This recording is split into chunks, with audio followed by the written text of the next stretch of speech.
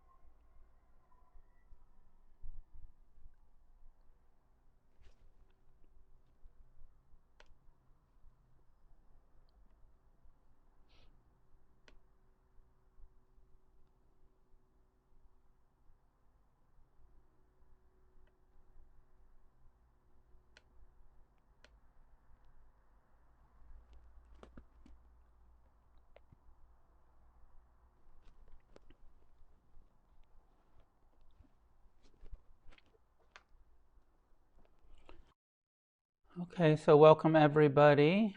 People are joining us here on the Zoom room, and also there are people joining on Facebook and YouTube. And if you're on Facebook or YouTube and you'd like to participate in today's retreat, meaning there'll be periods of Q&A and interaction, and that can only be done through the Zoom room. So if you'd like to join us on Zoom, you're welcome to. And the Zoom link, maybe Joseph, if you could post the Zoom link on the Facebook where it's live so people can come over if they would like to. And the intention for today is a deeper dive into the seventh factor of the Eightfold Path, into the practice of mindfulness. And as we do in Refuge Recovery, following the 4 foundations of mindfulness. And so our schedule today will be a systematic progression through the 4 foundations in both sitting meditation practice, and we'll also alternate that with walking meditation practice, and then periods of discussion and dialogue about developing this.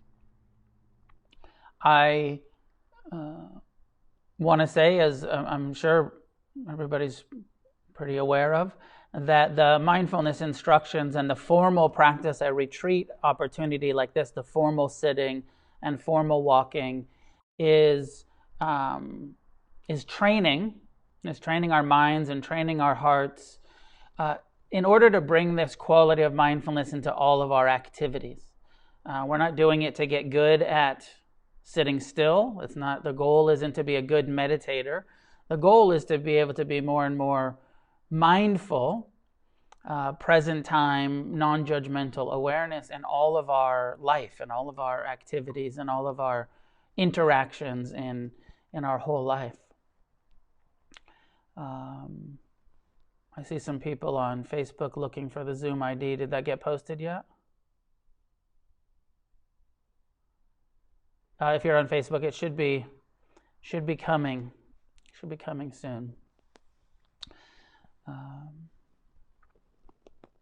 So again, just that we spend this time, and it's so important, and some of it likely will be unpleasant, and like any sort of training and development, it's not easy. That this is in service of our recovery, really, on so many levels. Mindfulness is one of the core interventions for recovering from addiction. And so we practice developing this skill so that when cravings come, when the difficult emotions come, pain, we have a mindful, wise relationship to it. And it takes a while. It's not like you just meditate a couple times and then okay, I see that the Zoom's getting posted on Facebook. It's not like we meditate a couple times. As you know, it's the development over the months and years of practicing. But days like this, taking the opportunity to dedicate several hours to this practice, to developing this skill, is so good for us. Whether it's new, whether it's your first time doing a day-long retreat, or if you've done a lot and you've done silent retreat and been at it for a while, it's a core part of our recovery process and how we learn to relate more, relate differently to the experience of being an addict and all of the emotional and sensations and the reality of being in a human body that is going to crave for substances and behaviors, and how do we intervene? What influence do we have? And from this mindfulness-based perspective, we have a lot of influence over not what arises, as we'll see in the meditation, but how we respond to what's arising emotionally, mentally, and also physically. So my plan is to alternate the sitting and walking practices throughout the day. And we'll begin, welcome everybody, we'll begin with a sitting meditation, first foundation of mindfulness, simple breath-body practice. So I'm glad everybody's here, and let's just jump right in and start meditating. So find a way to sit that's upright and relaxed. Take your meditation posture. Please keep yourselves muted until you're invited to unmute.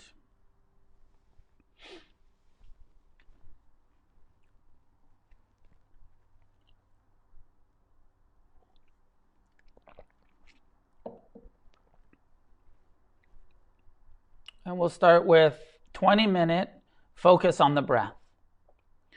So settling, allowing your eyes to be closed.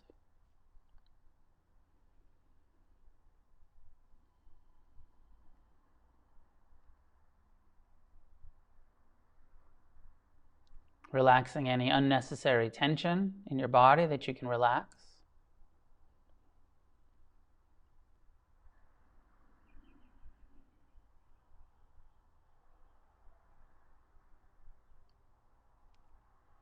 Bringing awareness to your whole body, what sensations are present from the top of your head down through your face and neck, shoulders and arms. And releasing tension where you can, softening.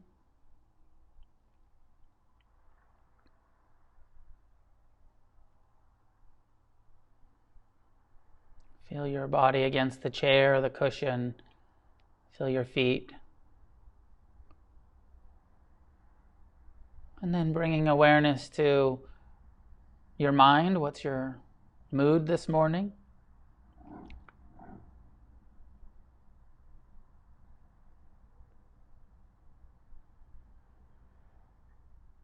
Awareness of sound, of smell, taste, sight, the sense doors, all of the information coming in through the sense doors.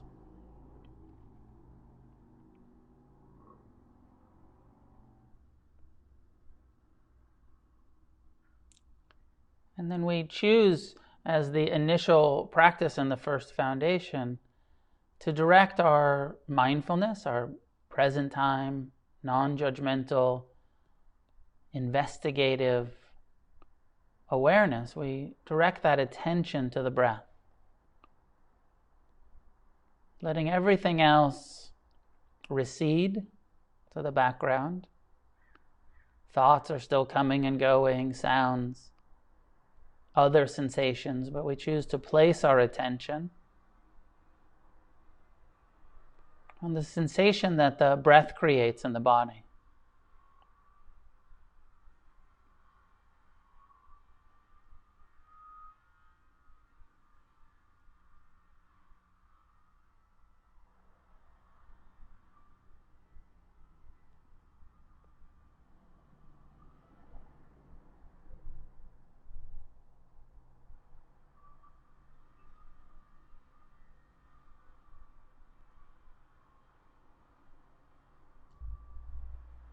Where do you feel your breath most easily? Is it in your belly or chest or at the nostrils?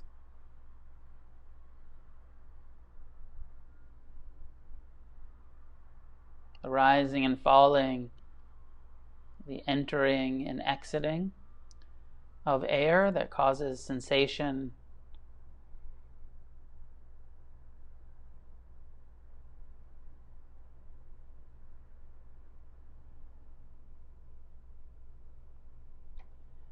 And spending the next several minutes with the breath as the primary focus. Each time the attention is drawn away back into thinking, without judging yourself in a gentle way, acknowledging I'm thinking again, I've gotten involved in a plan or a memory, fantasy.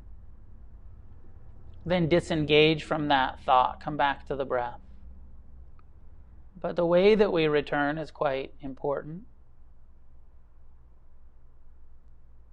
Returning to the breath with kindness, with friendliness, with a patient perseverance.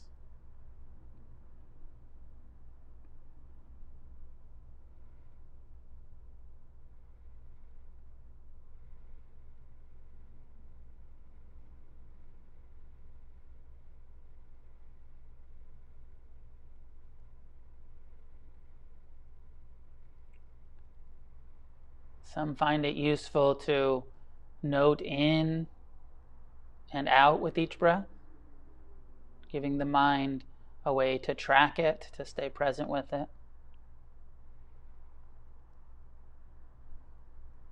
You can experiment with that practice of noting. The Buddha said, breathing in one nose, I breathe in. Breathing out one nose, I breathe out. What gives you the knowing, the awareness, the presence, allowing you to receive the sensations in present time awareness, not being lost in the future or past, but here, sitting, one breath at a time.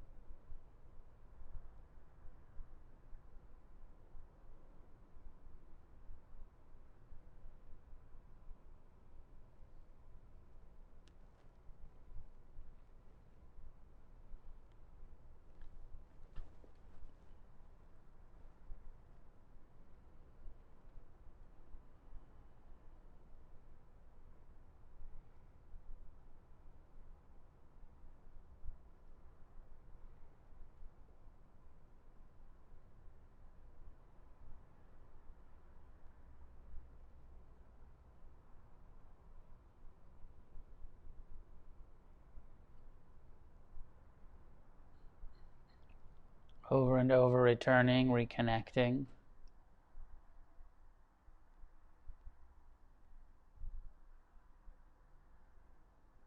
Releasing tension in the jaw, the shoulders, belly.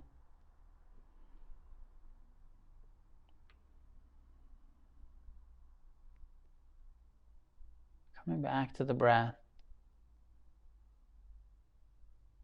Belly rising and falling. Chest expanding, contracting. Air entering and exiting through the nostrils.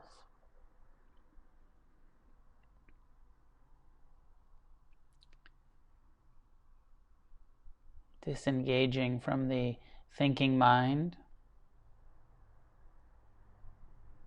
Engaging with the feeling body. Not stopping the mind.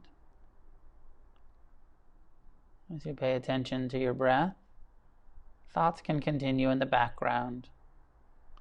Not a problem.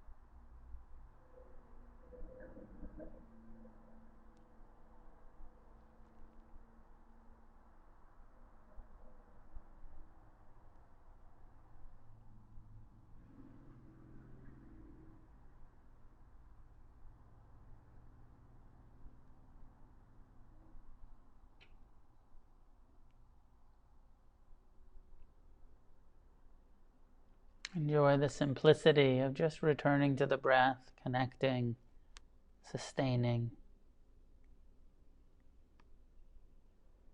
Letting go of everything else.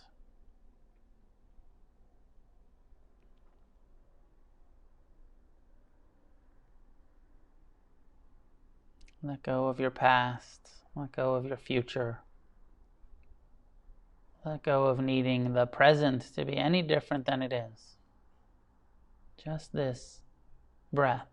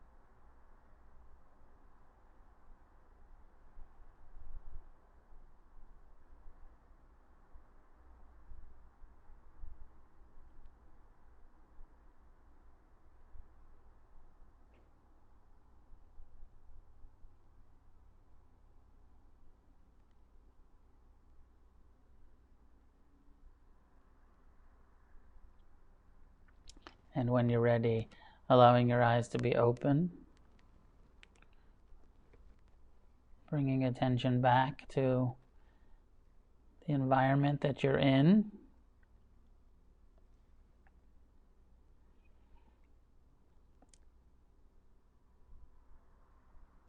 Taking a moment to stretch or whatever feels good. Drink some water, coffee.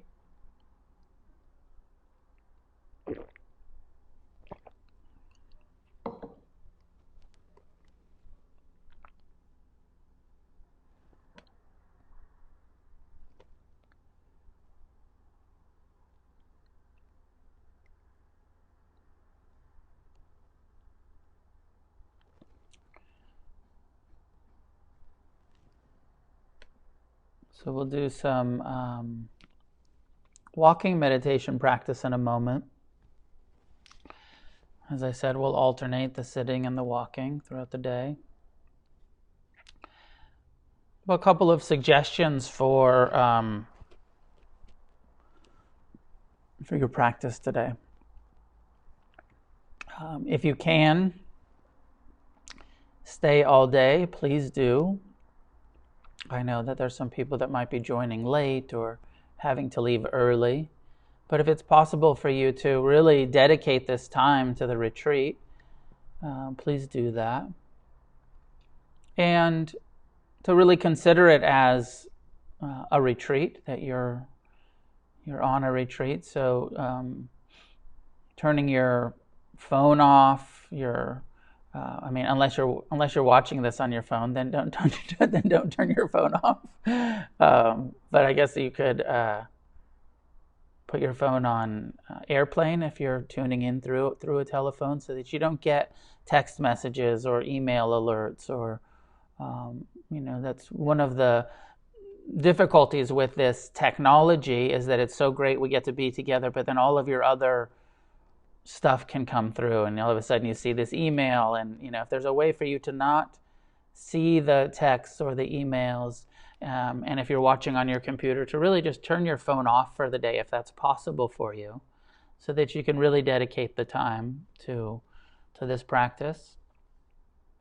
And then I'd also encourage, I believe, and again, this is a kind of an encouragement or a suggestion, but I believe that if you leave your camera on all day, rather than turning it off when you, just to sort of stay present with each other, even if you're walking, even if you have gone to do the walking meditation outside, still kind of leaving it on, so that we're sort of, because part of what we're doing, what we're trying to recreate, is this experience of Sangha where we're together.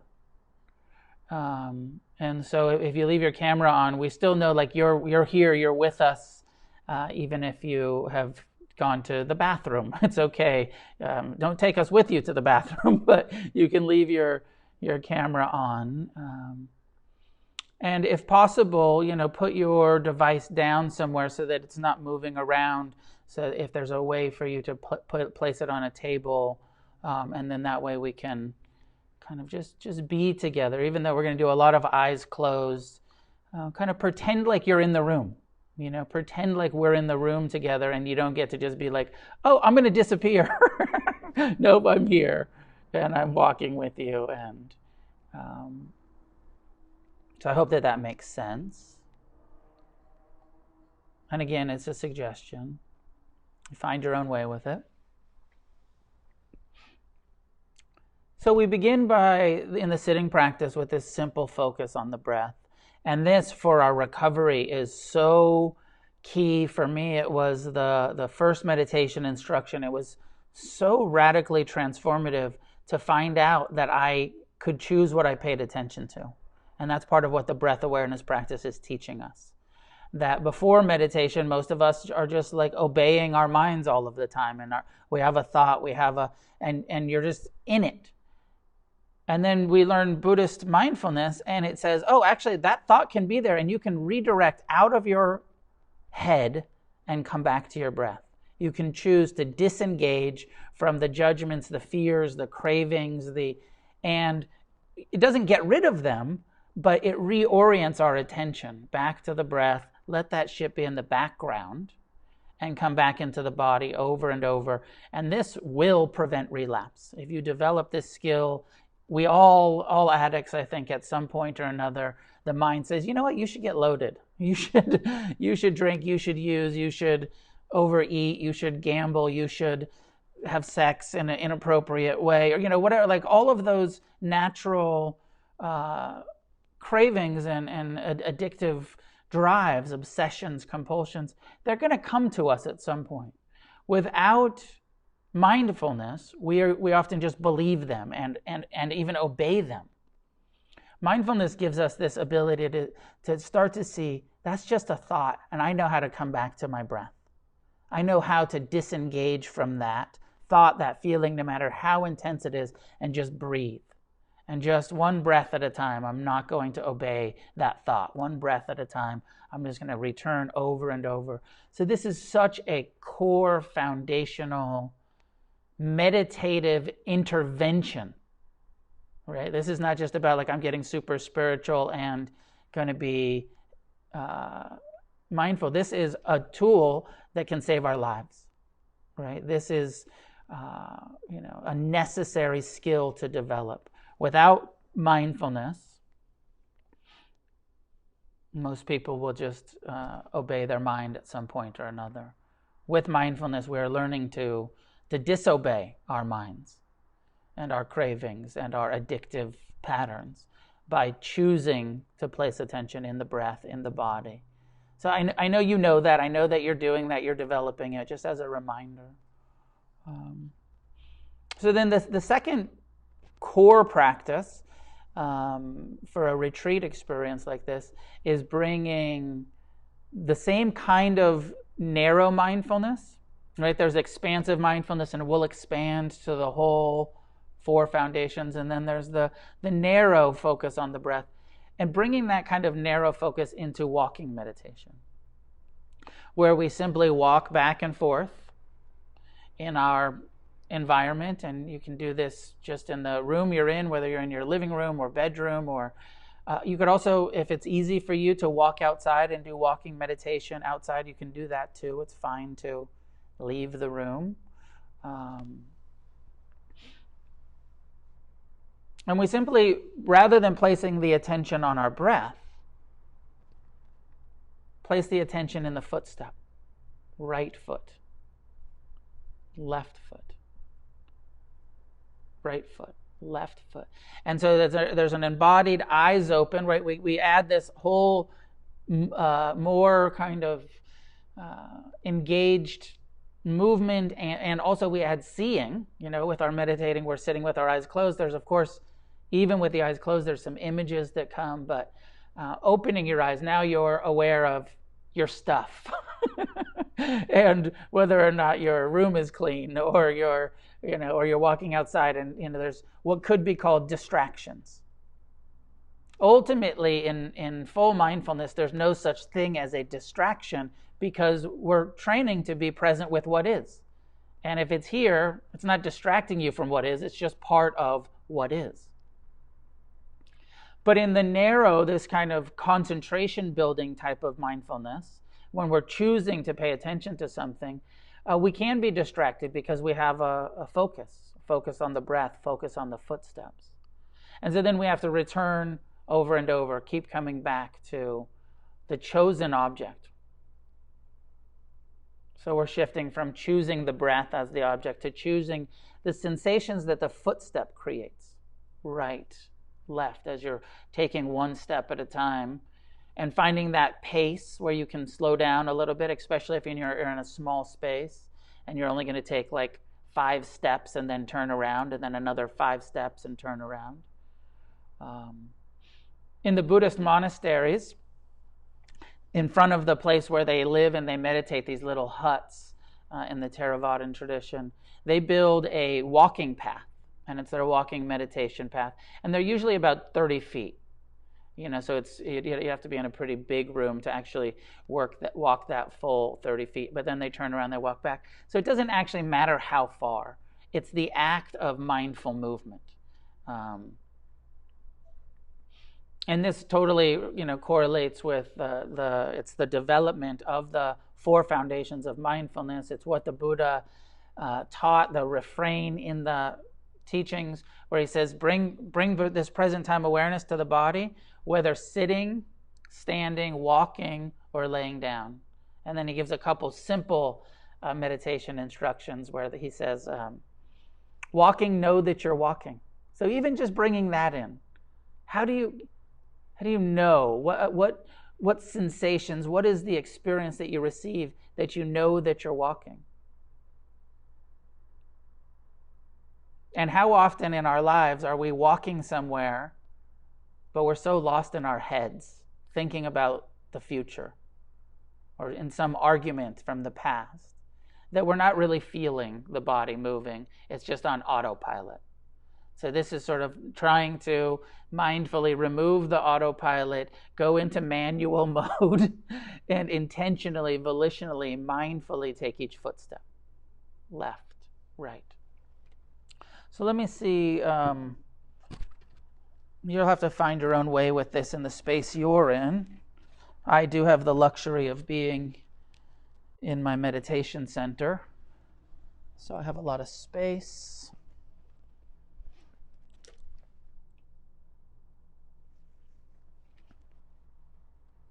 I know I'm probably pretty backlit now. I think you can still hear me, though.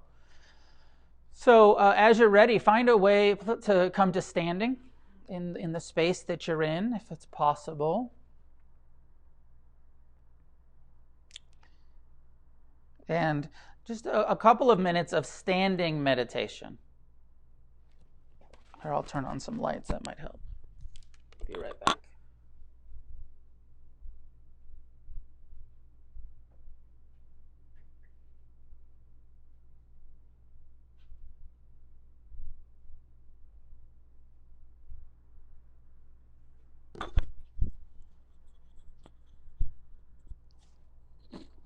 I don't know if that helped me not be so backlit.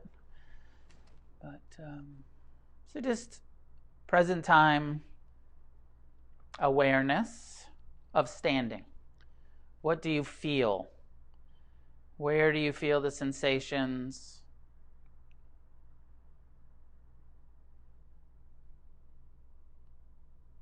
In your feet, legs. Shifting weight to one foot, feeling that extra pressure, shifting back. And then just taking a small step forward and noting, are you moving your left or right foot?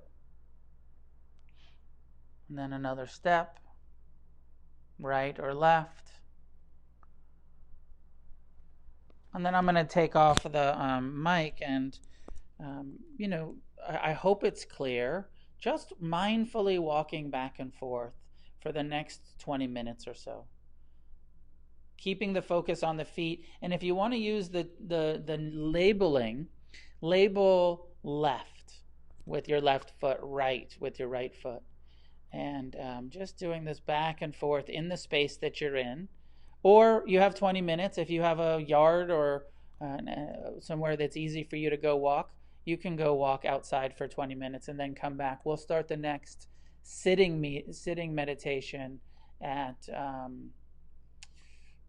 11:05 is 20 minutes, I believe. So keep track of time if you go outside and do your walking practice, please.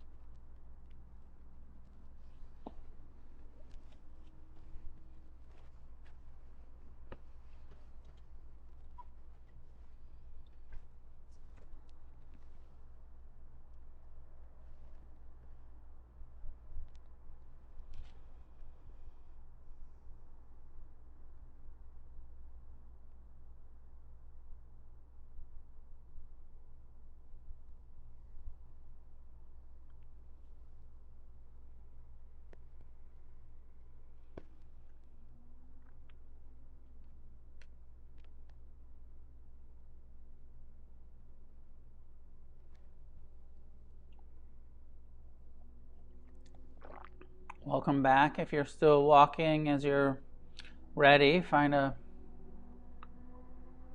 place to return to sitting.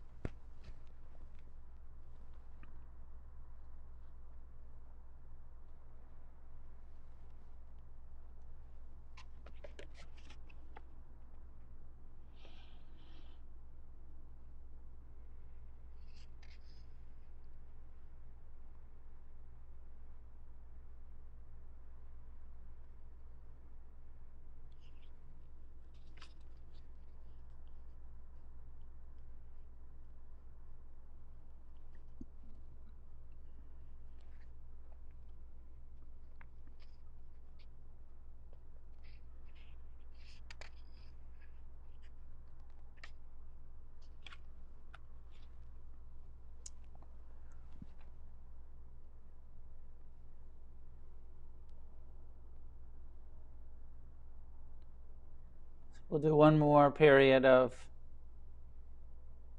sitting practice on the first foundation before we begin to expand to second, third, and fourth. Now, those of you who have studied the four foundations may be aware that traditionally the sense doors don't really come into the four foundations until the fourth foundation. But my feeling, my experience with meditation is that the sense doors are so much embodied. The hearing and seeing, smelling and tasting is all sensory, even though sometimes we separate, our physical sensations from what we're seeing or hearing. But I just feel like it's so much body. So I'll bring some of the sense door instruction into this first foundation, as I do in the Refuge Recovery book. So again, finding a way to sit that's upright and relaxed, making your meditation posture.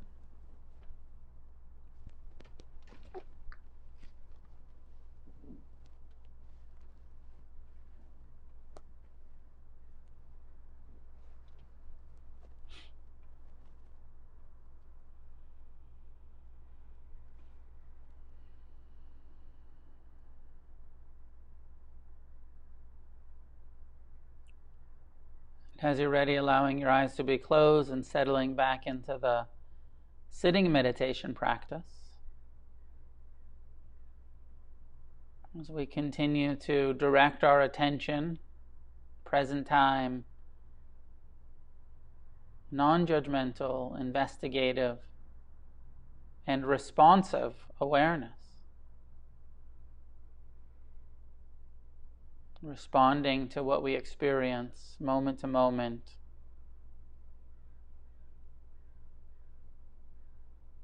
And again, return to just resting in awareness of the breath.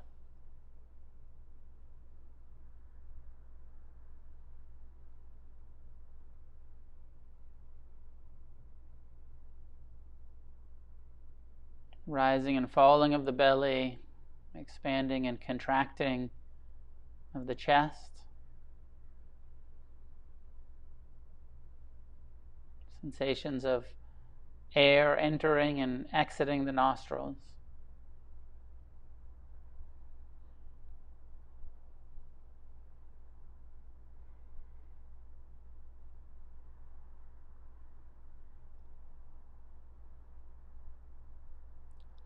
Thoughts, sounds, other sensations continuing as part of our experience.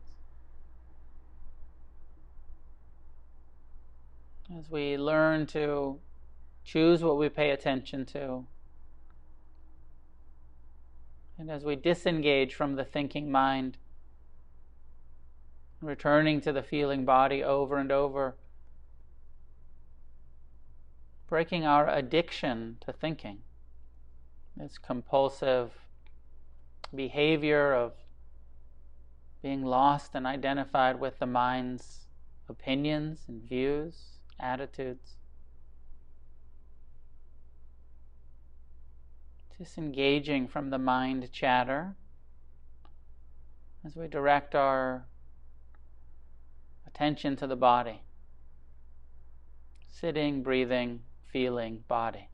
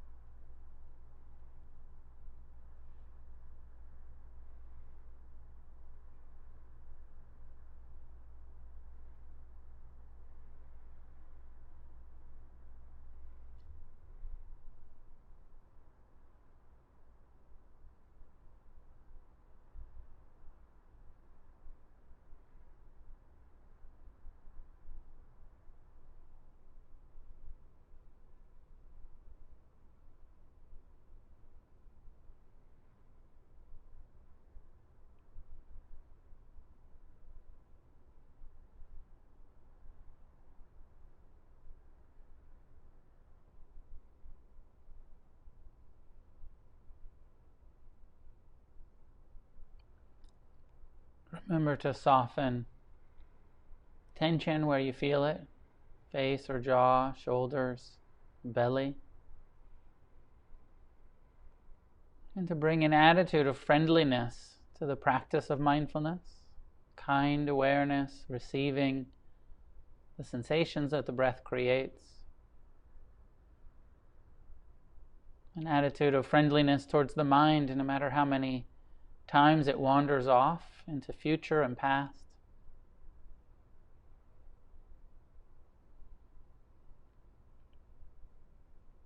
As much as we can, developing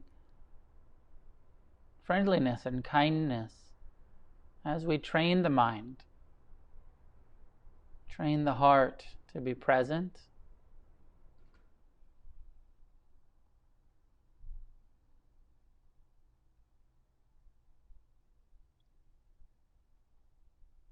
and keep it really simple, just half a breath at a time, fully receiving the sensations as you breathe in.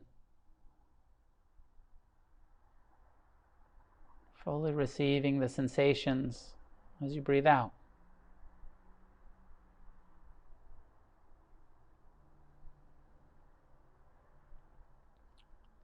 And totally okay to note or count the breath, whatever works for you to stay here. With the sitting, with the breathing, in the body.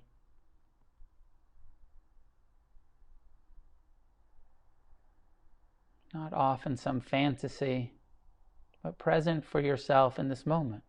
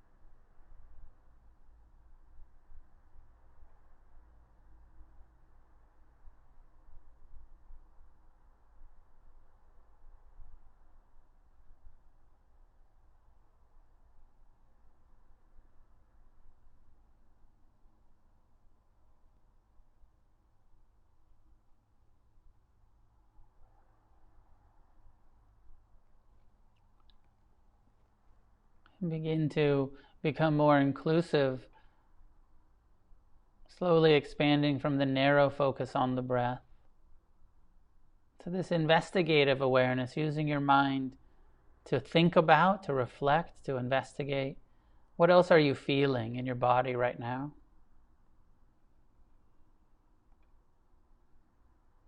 One of the obvious sensations is all of the places of contact where your body is in contact with the chair, the cushion, the couch, the bed. Feel those sensations. Bring mindfulness to the body's experience of touch, how your hands are resting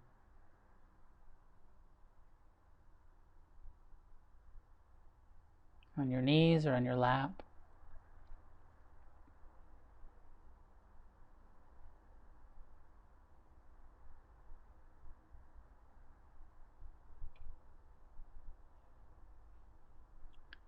Perhaps you can feel the sensation of your clothing against your skin.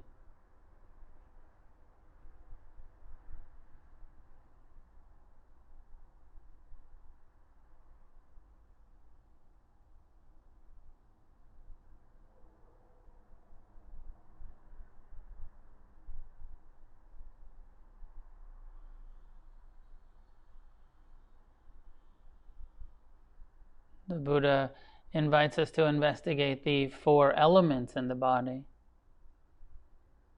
The earth element experienced as solidity, the bones. In contact, we can feel very earthy, heavy, subject to gravity.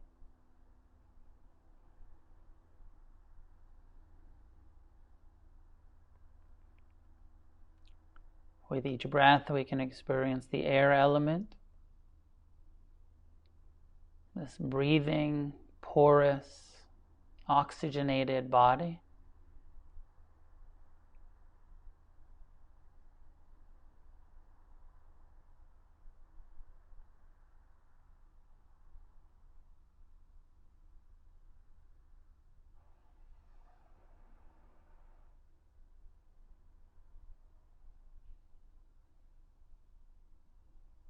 With temperature, we can experience the fire, the heat element. Is your body warm or cool?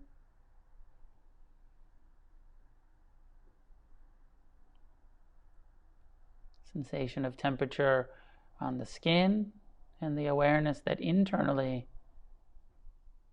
98.5 degrees.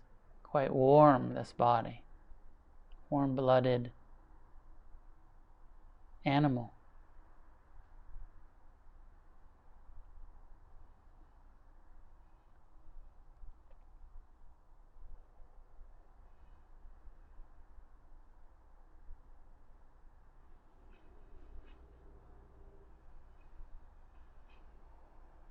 Mindfulness of heat, of air, of earth,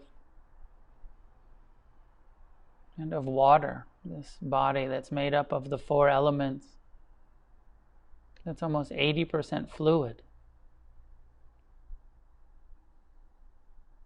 Mostly water.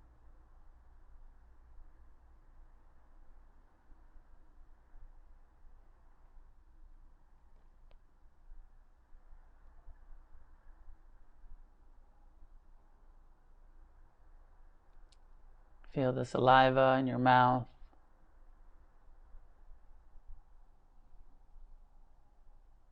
The heart beating, blood through the veins and arteries.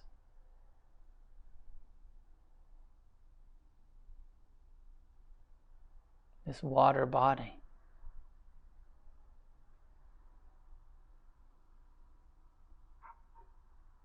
That is warm, that has some solidity, that is breathing.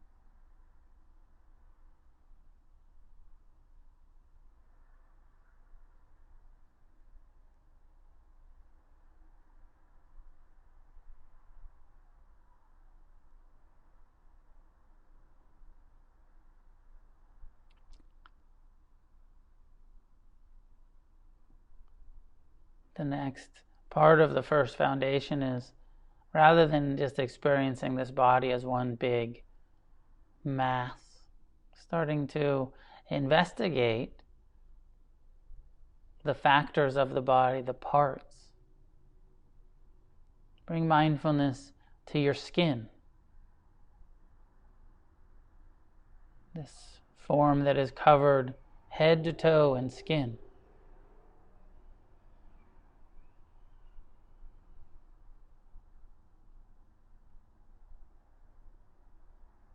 What does your skin feel like? Warm or cool, pleasant or unpleasant, tight or loose, comfortable, uncomfortable.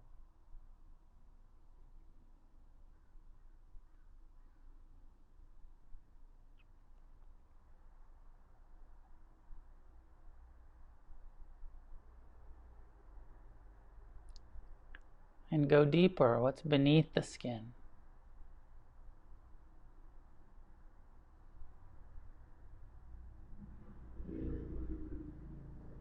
The meat of the body,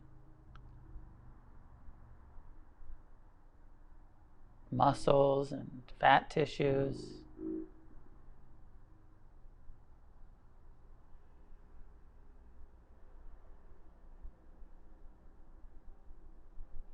tendons and ligaments,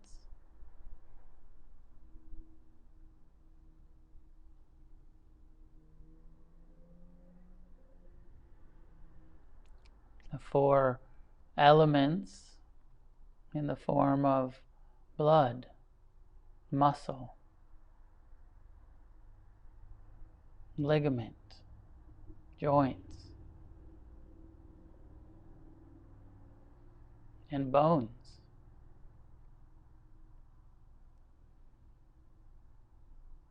Mindfulness of your skeletal parts, the bones in the fingers, arms,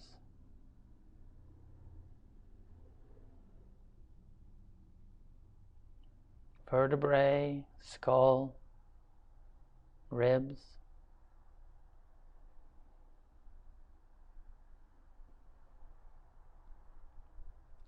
pelvis,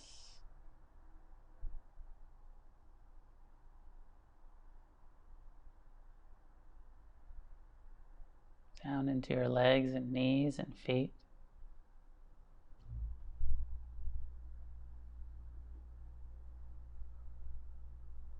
Feel this skeleton sitting here, covered in skin and flesh, surrounded in water.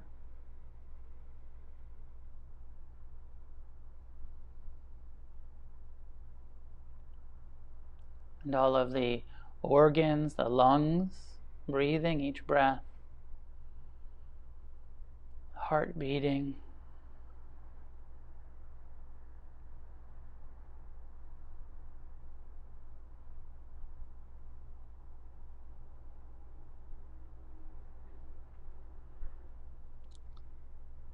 We are using our minds to intentionally investigate, reflect on, think about your body. Perhaps visualizing what you know of anatomy, of your own body.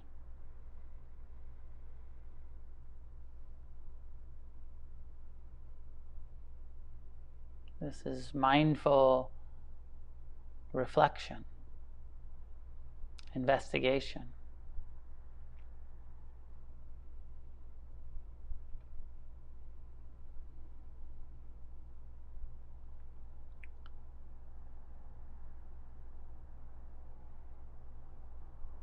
This body with a nervous system, a digestive system, reproductive system.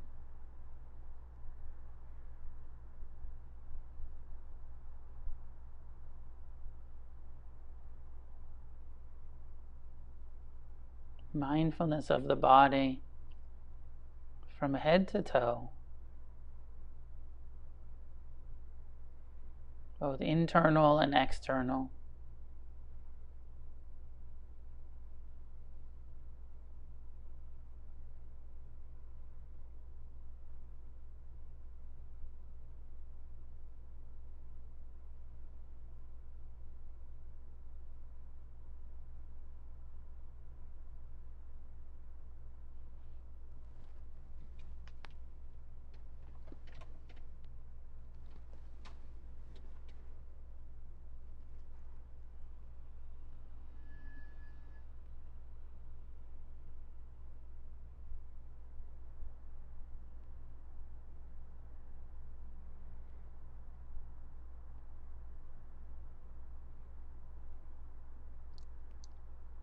This body with ears and eyes, nose and mouth.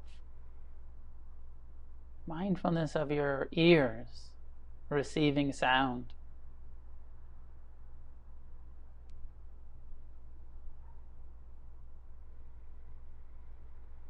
Mindfulness of both internal and external sound.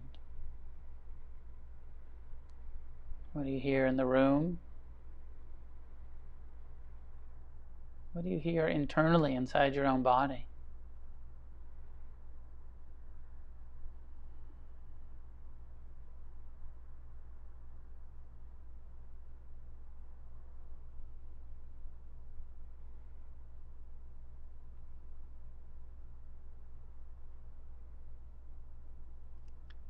Are you smelling anything as you bring mindfulness to the nose? Feeling the breath entering and exiting. Is there any scent? The back of the throat. Mindfulness of the mouth, tongue. Is there any taste?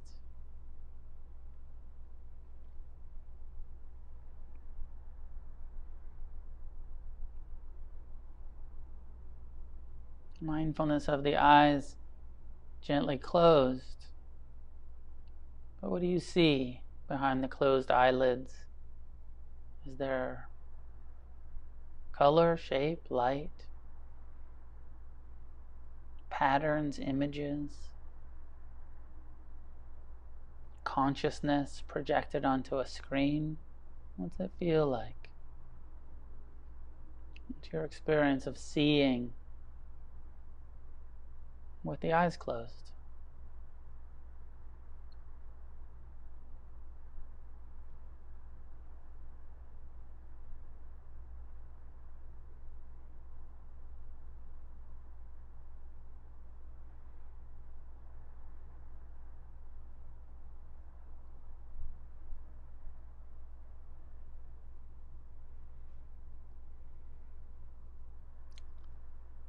Still using the mind to reflect on and investigate what's happening here and now, but not getting into the contents of future and past thoughts that may arise. Keep disengaging from the planning.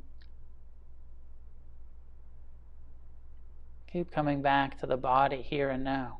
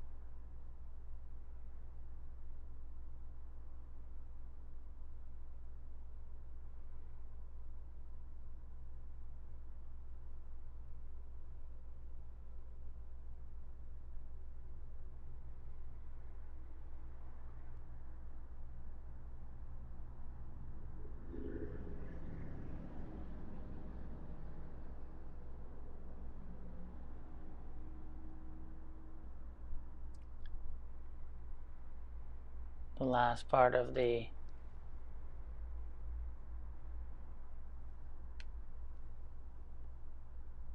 first foundation.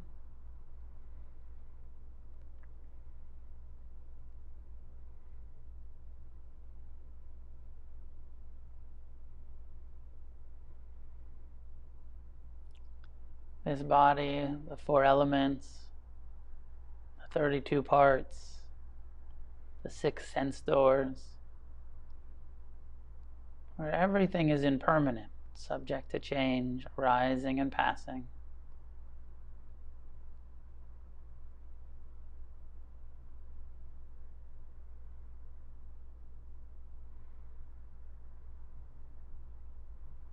This body itself subject to birth and aging, illness, injury, and death.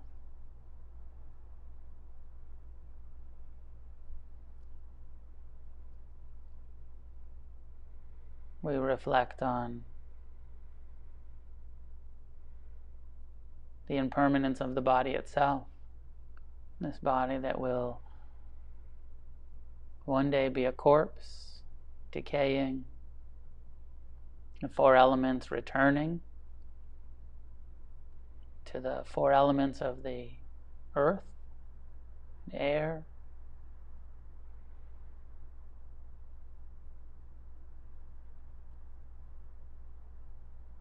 we reflect, we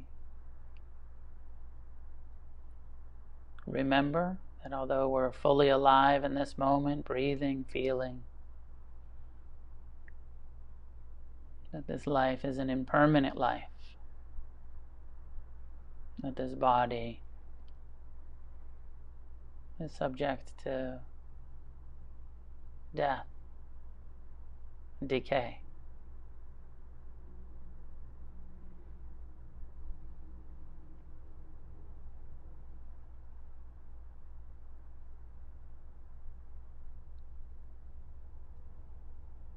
The body is not our refuge, but the mindfulness that knows the body is a reliable refuge.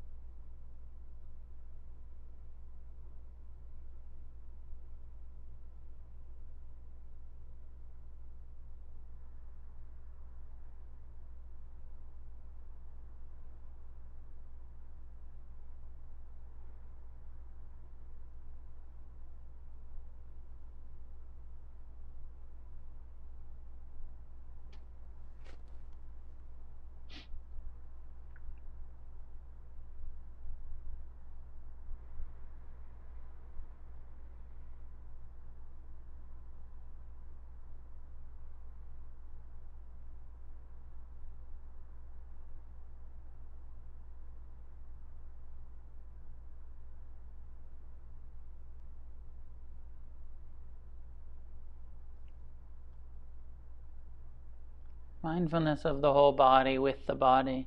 If you find yourself watching the breath, watching the sensations from some sort of watchtower of consciousness in your brain, drop down, descend, bring that attention down through the face, neck, into the chest, into the body. Pour that mindfulness out into the arms and legs.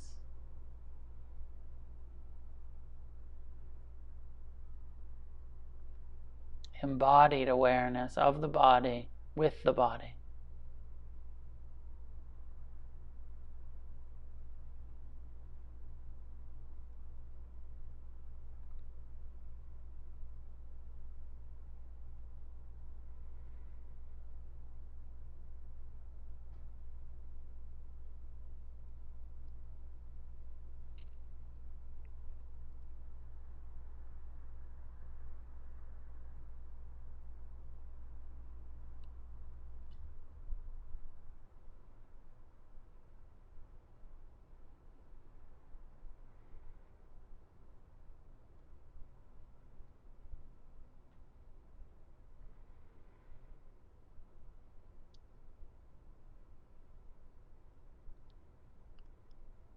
And when you're ready, without moving, just open your eyes and add seeing.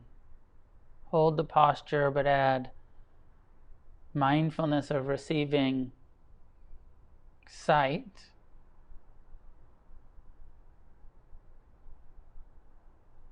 Present time awareness of seeing and pleasant, unpleasant, or neutral sights greeting you. Self-consciousness perhaps coming in.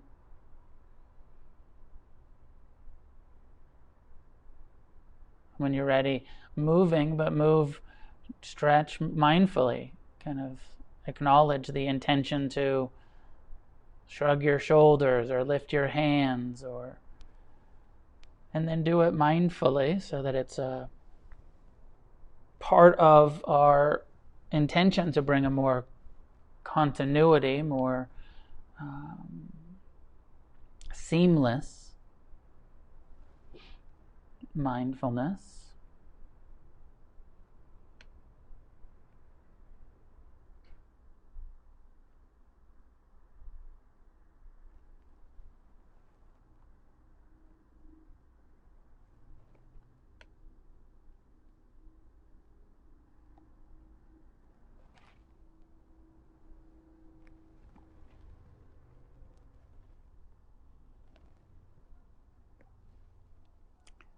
So my sense is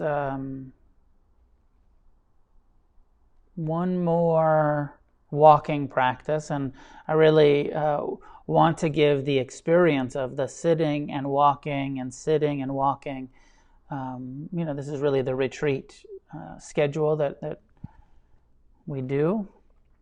And then let's do one more walking period, and then after the walking period, at around noon, I'll open up for some dialogue, some questions, some exploration of how it's going. This time in the walking, each time you turn around, wherever you're walking, whether you're staying, in your living room or bedroom or wherever you are, each time when you turn, do a quick scan of your sense doors. Seeing. What are you seeing? Bring awareness, mindfulness of seeing. Hearing. What sounds are present right then as you're turning around? Is there any smell? Is there any taste? And the body. Again, we're bringing so much into that sense of sensation in the body, but also just including, as we turn around, this inventory, seeing and hearing, smelling, tasting, sensation in the body. We're continuing to try not to give too much attention to the contents of the thinking mind. We're just really trying to use the mind. I know you heard me in the instruction at one point say, breaking the addiction to the mind's tendency to be in the future or in the past, as we really direct the mind over and over, redirect the mind to hear. This is what it feels like as I sit, as I walk, and then pausing, checking in, seeing, hearing, smelling, tasting, feeling, and then right, left, and then pausing, turning around, hearing, seeing, smelling, tasting, feeling, right, left. Just helps us start to see, experience, be mindful that there's a process going on here, and there's all of these sense doors. It helps us unpack it a bit, see it more clearly. I hope that makes sense. If it doesn't, you'll have a chance to ask about it after this period. So we'll do, let's just do 15 minutes of walking with that sense door check-in, and then we'll come back at noon and have some discussion.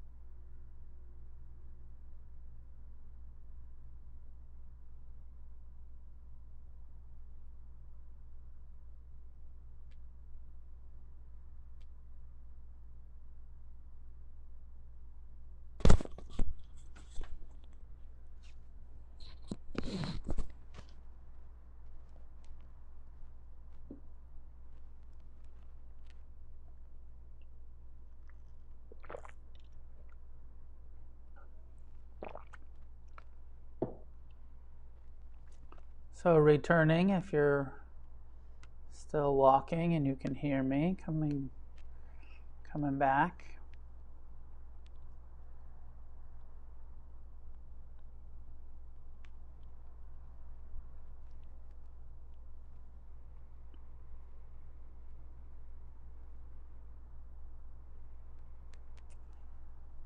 And some time for reflections on your practice. What are you seeing? What are you experiencing as you focus in this gradual way from the narrow focus on the breath and the footsteps to a more inclusive investigation of the four elements, the 32 parts, the sense doors. If you'd like to say something or ask something, you can raise your hand on I think it's under your participants. I see Richard has his hand raised. Richard, you are unmuted.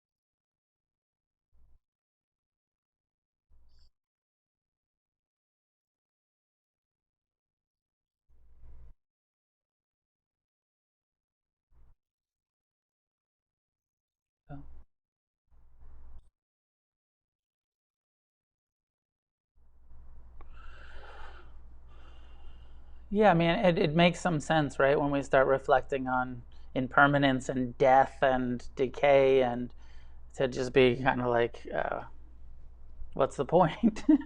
We're all, it's easy to get a bit nihilistic or freaked out about it. There's actually a time in the Buddha's life, I don't know if you know this story, but that he was going so hard on, this body is just, subject to sickness and aging and death, and it's just a bag of bones and a pile of pus, and it's so disgusting. And one of the ways that the Buddha wanted to help the celibates break their experience of lust was to reflect on how disgusting the human body actually is, and that it's just a bag of poop. And he went a little hard sometimes on that, and there was like, at one point there was like a mass suicide. A whole bunch of monks killed themselves, and we're just like, yeah, this body's disgusting, let's get out of it. And then I think that the Buddha corrected himself and was like, okay, I went a little too hard with the disgusting death, that the point of reflecting on it is actually to appreciate the preciousness of life. And, right, of like, yes, I'm going to die, so that means each moment is more precious, because here I am alive, and I have this opportunity now to wake up. Now, some of this starts to go into reincarnation, and so I'd rather keep the conversation here without going too far into, what the Buddha taught and believed about, something continuing, rebirth. So I think for here and now, we can reframe it more about this opportunity to heal that we're in, this spiritual practice, this recovery practice that we're in. And it's a long road, right? We have this gradual healing, awakening, recovering that we're doing, and we need a somewhat healthy body to do it, a somewhat healthy mind to do it. So it's important to take care of the physical form that is subject to death. In a way, this will allow us to meditate. I don't know if you're aware of like traditional monks and nuns. Every time they eat food, they will say to their food, they will do this ritual of This food is not for pleasure or beautification of the body. This food is for fueling this body for my spiritual awakening. I need this body to be fueled, to be healthy, to be, in order to be mindful, in order to wake up. Now, of course, there's only so much influence over our health that we have, but we do have a lot of influence over our health, and there's would be I would see it as it's a duty to take care of our body as much as we can, so that we can practice deeply, not only for our other own awakening. Then we have to kind of turn it to an altruistic, so that I can be of service, so that I can be here for my friends, my sangha, my children, my children's children. Especially when you start to develop some wisdom and some compassion, and you're committed to creating a positive change, then there's the I don't want to die, I want to create as much change as I can in this lifetime. And so it's going to take a healthy body. And so that might be like, I need to do my exercise and my yoga and eat my vegetables, and, all of that stuff that sometimes I want to procrastinate about. And that reframing it, I'm not necessarily only doing it for myself. I'm doing it so that I can help, so I can be part of the solution. Yes, it's our recovery, and it's so that we can be there in the Sangha, in our families, in our society, to be a positive force of the intention to create a positive change. And with everything, I want to see it both like what's our personal motivation, and then part of our motivation is also generosity and compassion and service for others. Yeah, I mean, I would say the same thing about our meditation. Sometimes you're meditating for your own liberation, and sometimes you're meditating so that you can be here to help other people. You can have more wisdom to help other people. It's not always, as you know from some of your study with the Tibetans, that bodhisattva ideal that for the benefit of all sentient beings, I'm going to do some push-ups.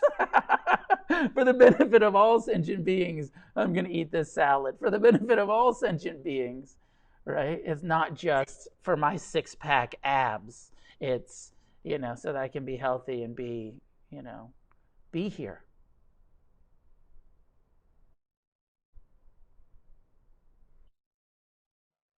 Welcome.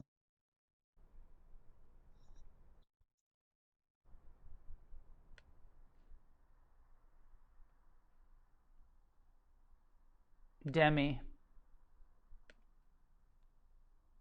you should be unmuted. No, yes. Hey.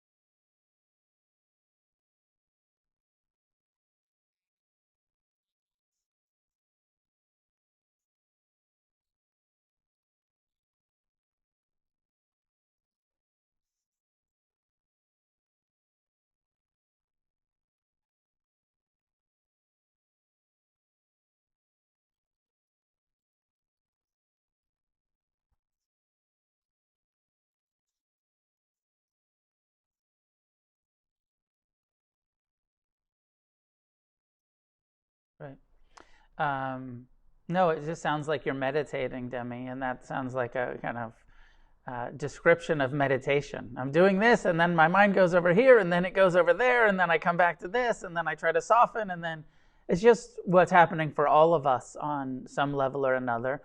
Um, and as you see, the initial instruction in almost all of the guided meditations in Refuge is take a upright posture and then release any tension that you can release.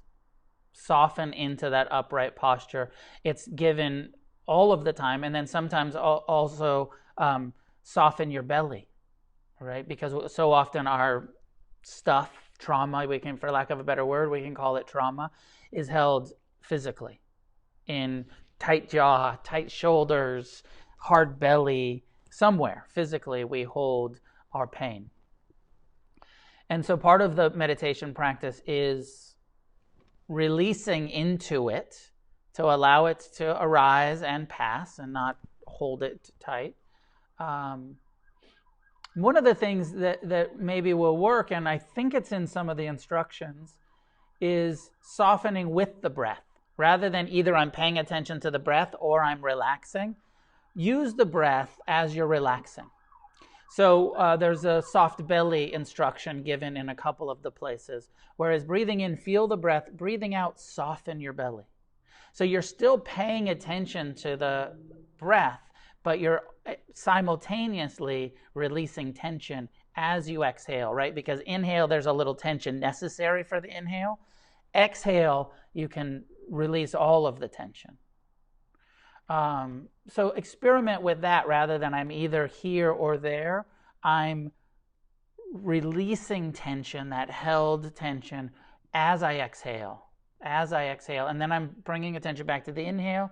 As I exhale, softening, releasing, relaxing, bringing attention back to the inhale, softening, relaxing, releasing as you exhale. Might help. And then, my first comment, which is just, it's just what meditation is like. We have this instruction, pay attention to the breath, but nobody can really do it perfectly.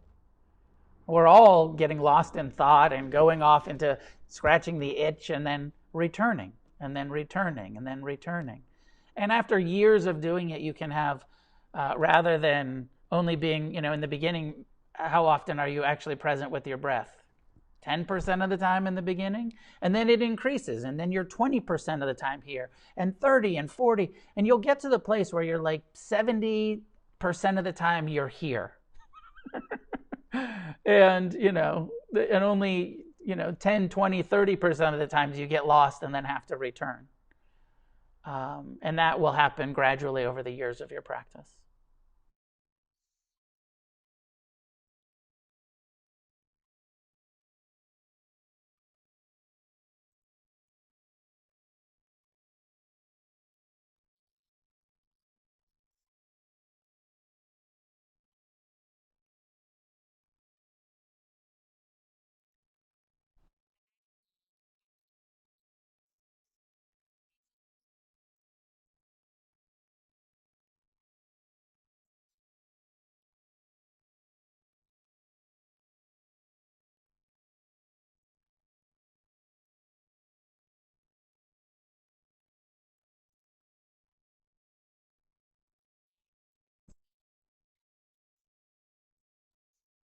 Maybe just, you'll have to experiment with it. You'll have to find your own way with it. See, it sounds like you're trying that. So keep trying that some, but also try this breathing in. I know I'm breathing in. Breathing out, I soften.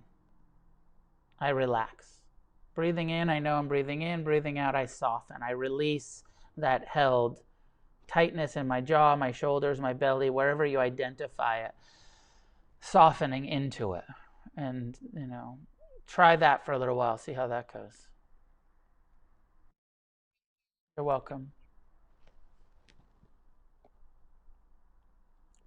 Philip.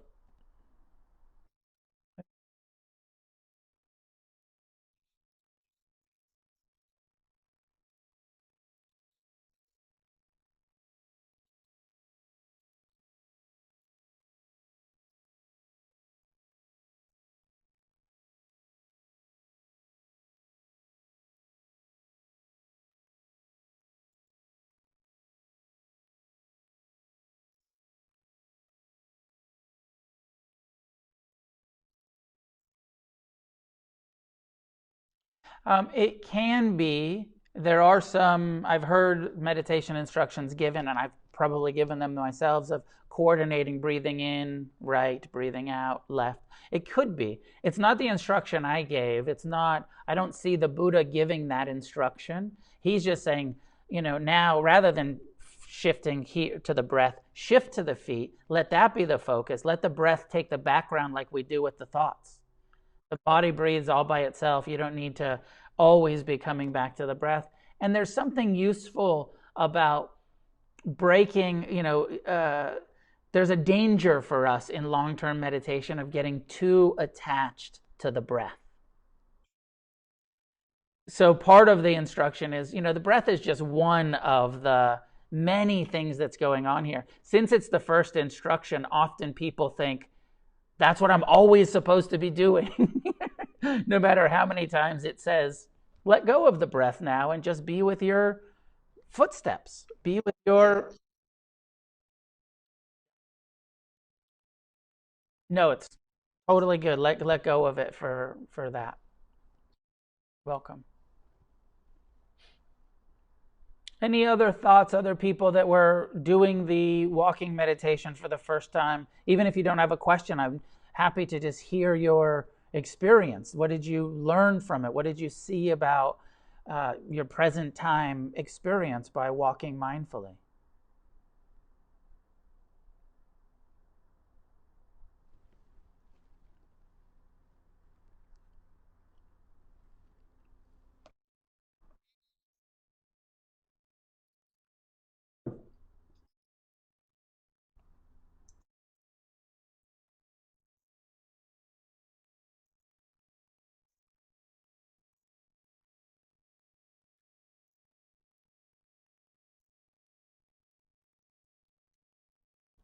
Yeah.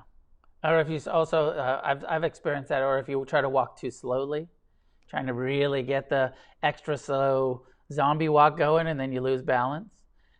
Walking is a balance, right? It takes some attention and some balance. Please, Wanga, go ahead.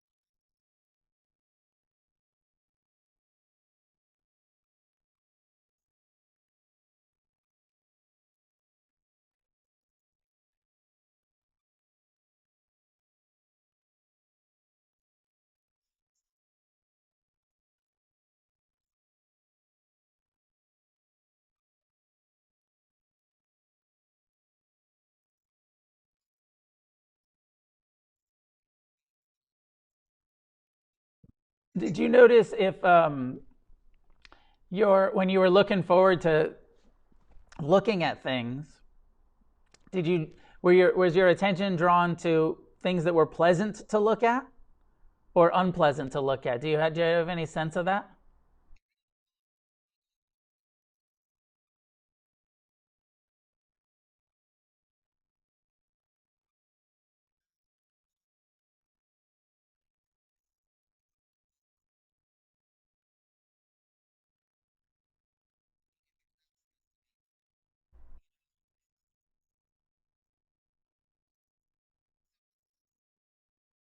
Right.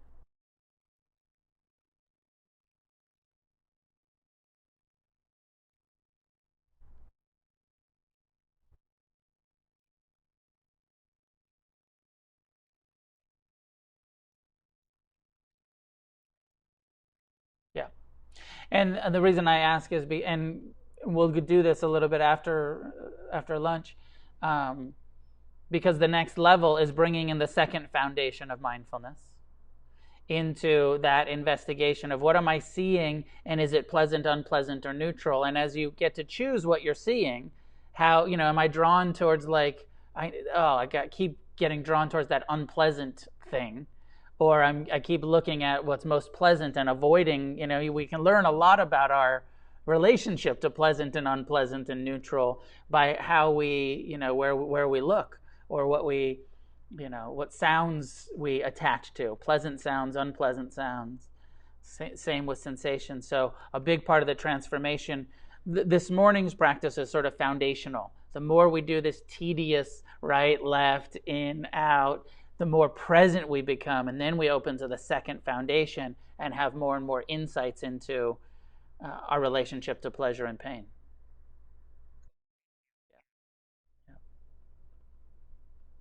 Mary?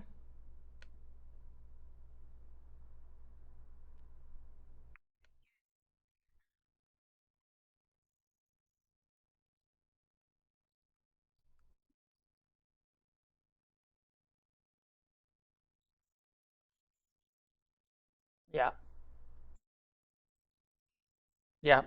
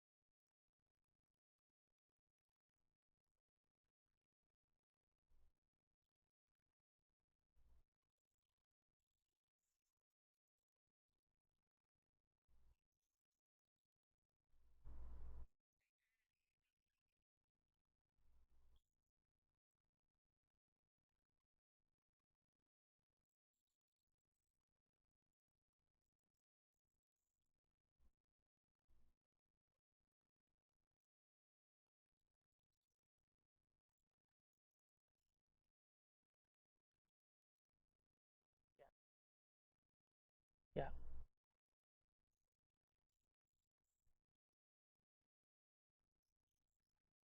yeah,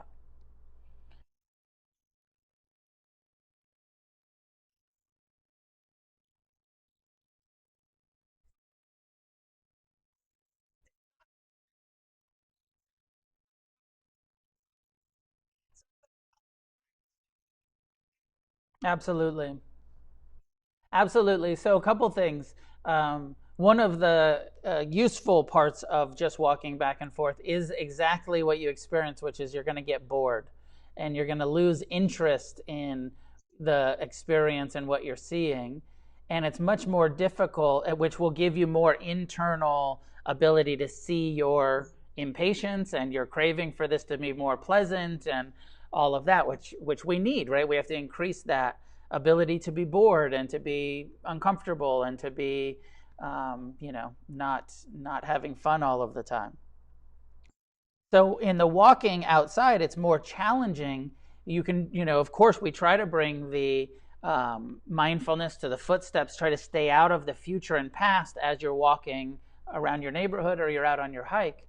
But there's always something new to look at when you're going somewhere, right? And so then the attention is drawn towards, the next house, the next bush, the next tree, the next, and so it's harder to there's you don't get the benefits of that. I'm not going anywhere. I'm just practicing mindful walking when you have a destination. Um, Absolutely, still do your best to be present with each footstep. Do your best to, as the Buddha said, know that you're walking, you know, because sometimes we're walking and we're thinking about the future and the past. So keep dropping your attention out of the future and past thoughts and back to the present, right here, seeing, smelling, feeling, right foot, left foot, seeing, hearing, smelling, right foot, left foot. Come back, keep dropping out of the mind's tendency, the monkey mind's tendency to be in the future, and keep coming back to the present.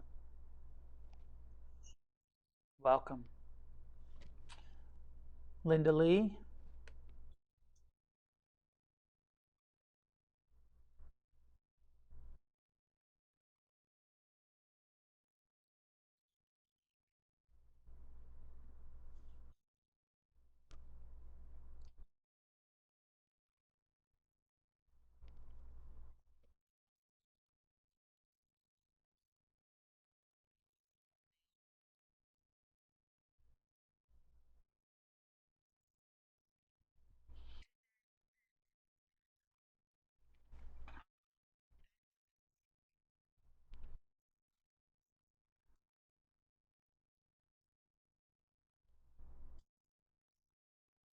I'm not sure what you mean by neutral. I'm not sure if you're talking about like to be equanimous and acceptance of what's happening, or if you're talking about like the feeling tone, pleasant, unpleasant, neutral.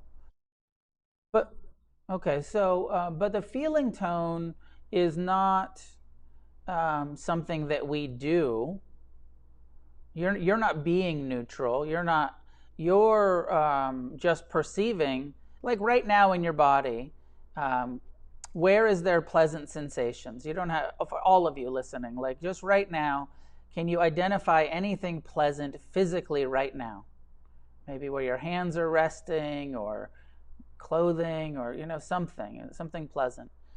Now identify something right now, something unpleasant in your body. Is your ass hurting from sitting down all day? Is there a crink in your neck? Can you find a little unpleasant sensation somewhere in your body? Now bring your attention to the sides of your body, your kind of rib cage. Is there pleasure or pain there? Or like the top of your thighs, the top of your legs, is there pleasure or pain there? Can you feel it? If you can feel it, but it's not pleasant or unpleasant, that's what the Buddha is directing us to.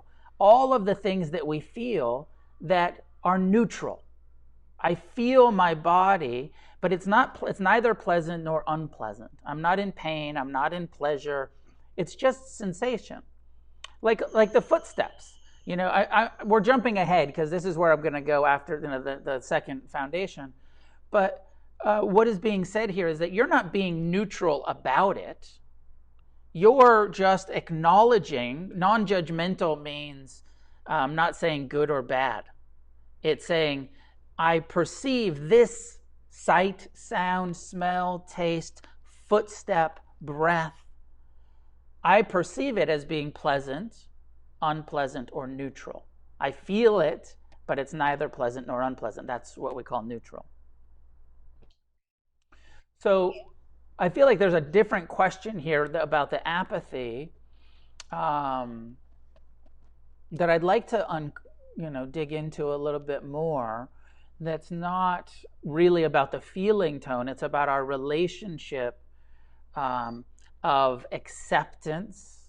Like if we really, it's more about, I think it's more about equanimity. Like if I really accept my pain, if I really don't cling to my pleasure, if I'm really at ease with, if I accept all of the suffering and ignorance in this world, am I then apathetic about it?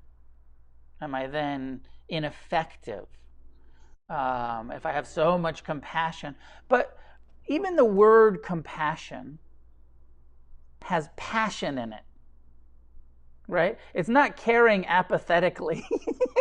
It's not, right? It's not, there's probably a whole nother word about like, yeah, I kind of give a shit apathetically. Compassion is this sort of like, no, I passionately care about pain. I've learned to have empathy and mercy and love, and and there's like I feel it. And it's not apathetic. It's not like don't do it. It's calling for a wise response.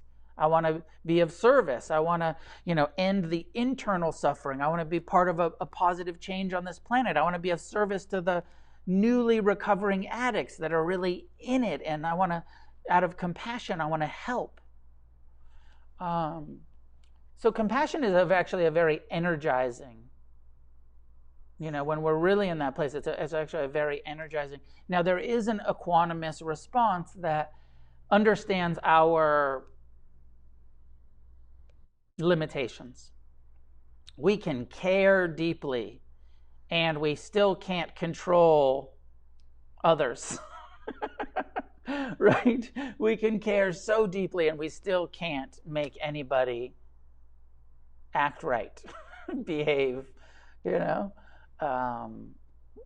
where we have the most influence is over our own responses, is over our own internal, how am I going to respond to this? Yes, I want to have compassion. Yes, I see some nihilistic, apathetic tendencies. I can even pull some Buddhist teachings to justify my apathy. But that's certainly not the Dharma, right? The Dharma is freedom from the inside out. How do I get free? How do I stay free? How do I use my life to help other people get free? And it's not apathy. It's actually calling for a lot of fucking action, including meditation and just sitting and walking, and the action of learning to be bored and frustrated and continuing to tolerate it and keep coming back to the breath or the footstep or whatever else we're focusing on in that moment. That's not apathetic. That's engagement.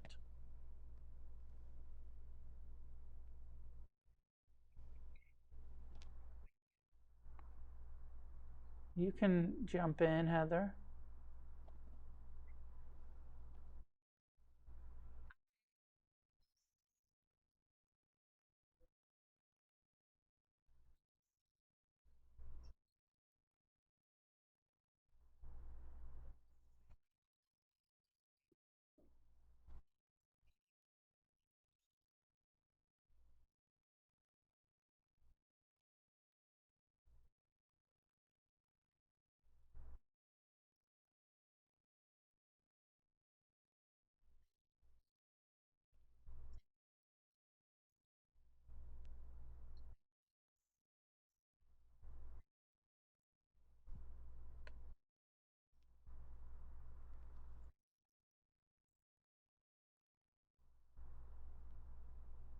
Yeah. Yeah. Yeah, I'll talk about this a little bit more after lunch. We all have to identify our tolerance for pleasure, our tolerance for pain, our tolerance for neutrality, how much we can learn to appreciate pleasure without clinging to it, appreciate neutrality without clinging to it, tolerate and care about pain. I mean, this is the, I think that pretty much all of the first foundation is just setting us up for the second foundation. That the real transformation comes in when we change our relationship to the clinging that causes us the suffering. And we have to be present in the body in order to do that wise response. And so we'll go there after lunch. But I think it's a good place. Demi, I'll take your question and then we'll break.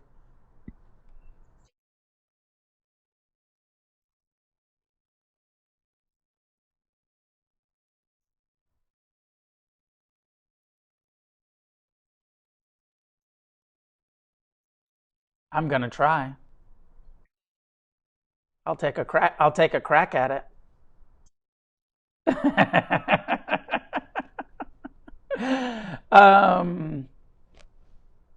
I think this is a good play. I'm hungry. Are you hungry? Let me say one thing before we break for lunch. This is an opportunity, since we are on retreat, even though you're probably in your own home, to do eating meditation. So to think about if you're going to have lunch now, what you're going to have, and to approach it as a meditative practice. To, even preparing, whether you already have something prepared or you're going to make something, heat something up, to do that with this intention of present time awareness. Like maybe sometimes when you're getting your food ready, you're put on music, or you make a phone call, or you turn on the television, or like today, let's not do that. Let's stay in the kind of noble silence, and then approach our food mindfully by smelling it and tasting it. Really, this sort of mindfulness of tongue and nose really comes in relationship to food so much. So smelling and tasting and chewing. And here's a simple practice: take one bite at a time. Like put your fork, like if you're eating a sandwich, then put the sandwich completely down until you've chewed everything in your mouth and swallowed it mindfully, and then pick it up and take another bite. Likewise, if you're using a utensil, a fork or a spoon, put the soup, the salad, the rice, whatever it is, into your mouth. and put your utensil down and chew it and taste it and be mindful of what your tongue does as it moves the food around the teeth as you chew and what it feels like as you. And we're going to take, I think, a 45-minute break or so. So there's a statistic that most Americans finish eating in like 7 minutes. The average meal is like scarf down your burger. So maybe that's true for you. Maybe it's not. But regardless, the invitation today is like, take 20 or 30 minutes to slowly investigate your meal, mindfulness of eating and tasting, swallowing. Um, I also heard somewhere that even though people tend to eat their food, in like 7 minutes, it takes like 15 minutes for the body to register full. And that sometimes we're overeating because we're eating so fast, we're not kind of taking our time to let the body register. And if we slow down the body, more, will register like, oh, good. I'm good. I'm good. I don't have to eat the whole burrito. 3/4 was good. So anyways, just as some simple suggestions for using this as our retreat day, mindfulness of eating. It's 12:40 where I am. 10 minutes, 45. When are we going to start again? We're going to start again at about 1:25. We'll probably do the first meditation at 1:30, but come back at 1:25 so that you're here. And I invite you to leave the cameras on and to not go check your email, but to stay in retreat mode if you can. Of course, some people maybe have other responsibilities that you need to tend to, but I invite you to. And you don't need to eat in front of the camera if you don't want to. I'm not going to eat in front of the camera. I'm going to go over there. But just to leave it on so that we're sort of holding the space for each other as we practice today. Again, up to you.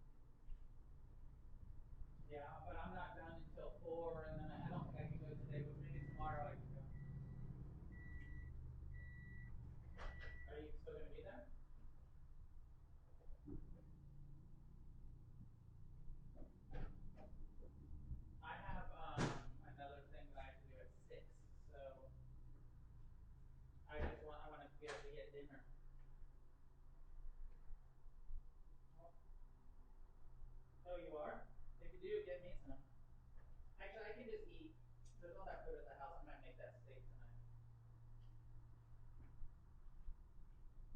But I'll be home around 4:30. Miss you guys. I hope you're having fun. Were you able to get yoga? Did the yoga go okay?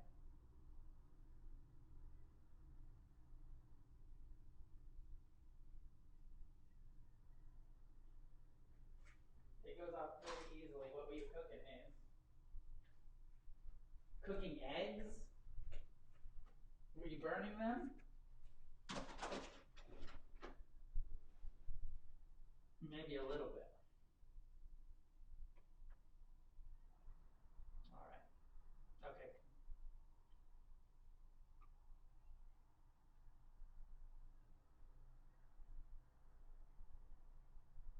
Okay. Cool.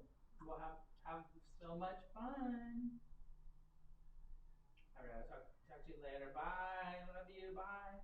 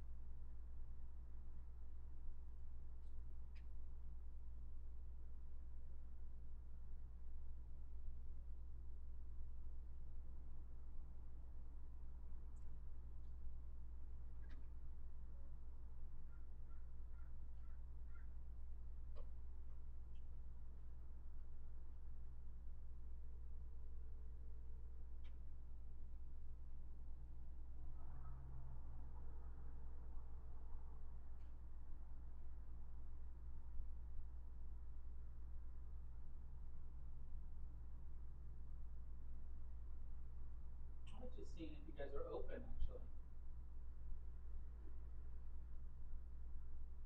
Okay, so I'll book online. Thank you.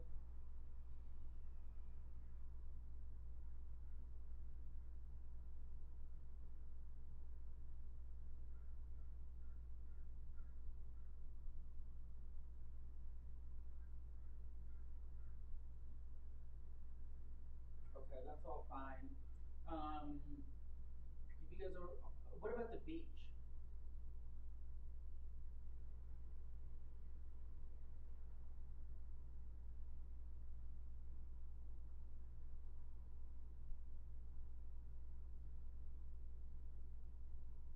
Yeah, right. But you can still like ride vehicles on the beach down there, right?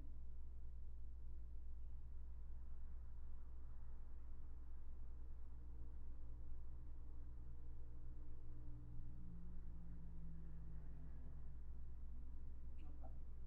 Okay, so no restaurants, but there's still local delivery restaurants and stuff, right? And takeout. Yeah. And do any of the is there little kitchenettes or refrigerators in the rooms or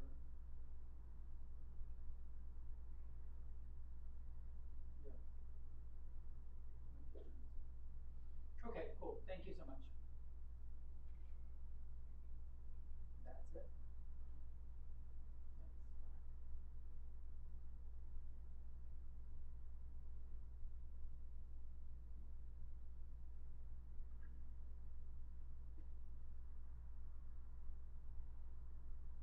Bye.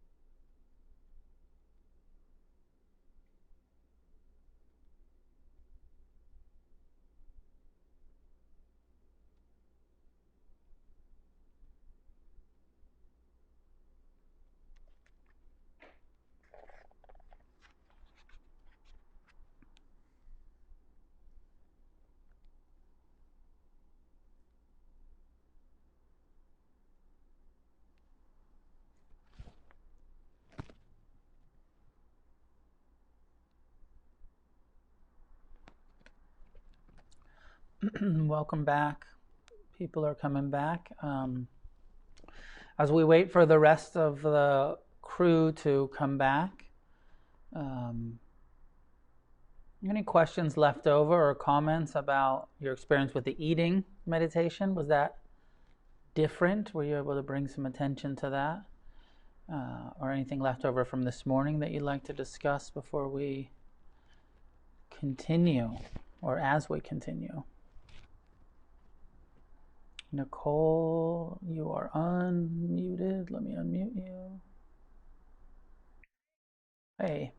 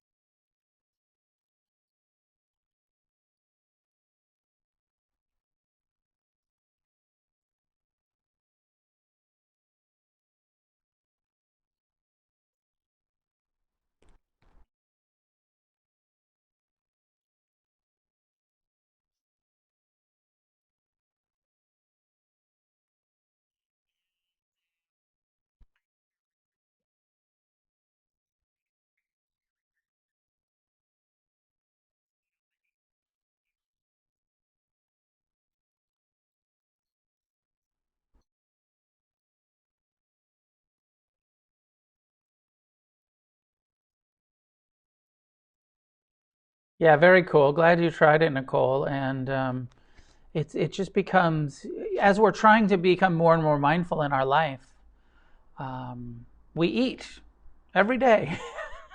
And rather than meditation being this rarefied thing that we only do when we sit down with our eyes closed, we want to bring this attention, mindfulness, present time to everything that we do. So the more we say, oh, okay, I'm going to eat mindfully.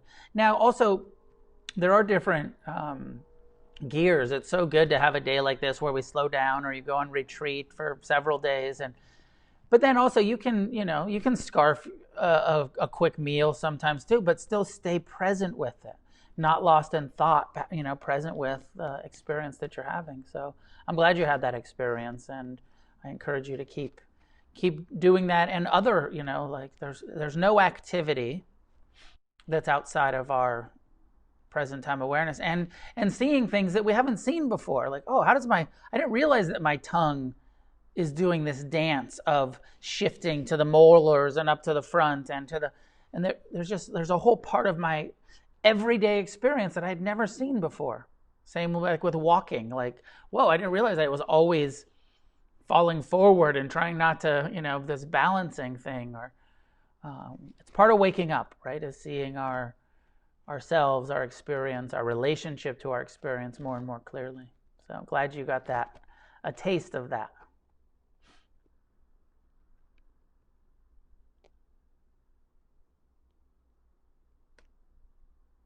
Linda, go ahead.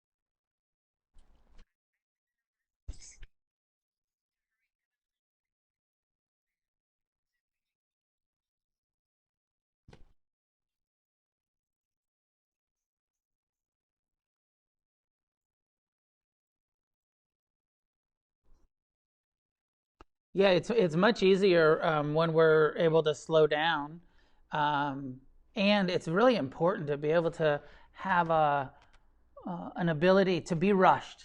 sometimes we are in a hurry and we do have to multitask, and we don't want to feel like I can only be mindful when I have a really casual, easy day or moment, And so there is something about, okay, mindfulness going fast and even chewing. Oh, okay, this is what it's like when I chew fast and when I don't have the time to put my utensil or, down between. And, a kind of a second or third gear mindfulness. It doesn't always have to be first gear. I studied with Thich Nhat Hanh for some years, and I really like Thich Nhat Hanh. I'm a fan of his. But I ended up feeling like, he has this, everything has to be done in first gear. You have to walk slowly and eat slowly and speak slowly. And that's great if you're a monk or a nun. And that doesn't always work when you're trying to feed the kids. And so this kind of just this integration of sometimes we are doing a lot and going fast, and we can still stay present with going fast. Richard, go ahead.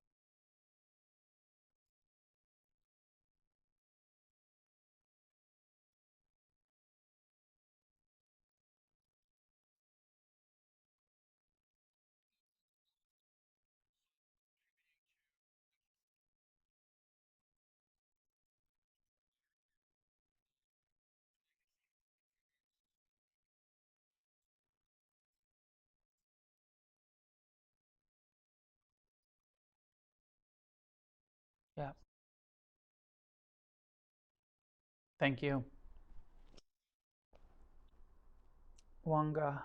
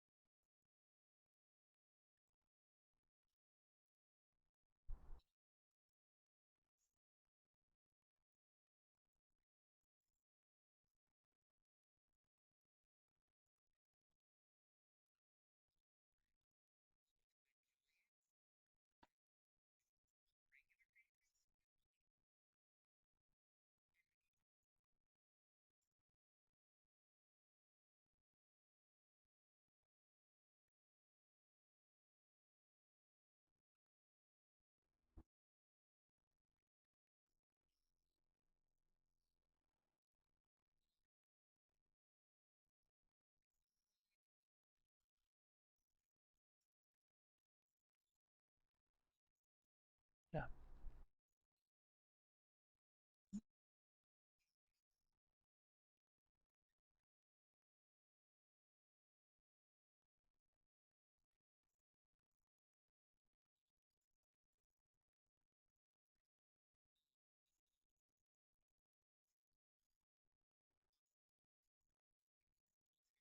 Wonderful. Glad that it was beneficial.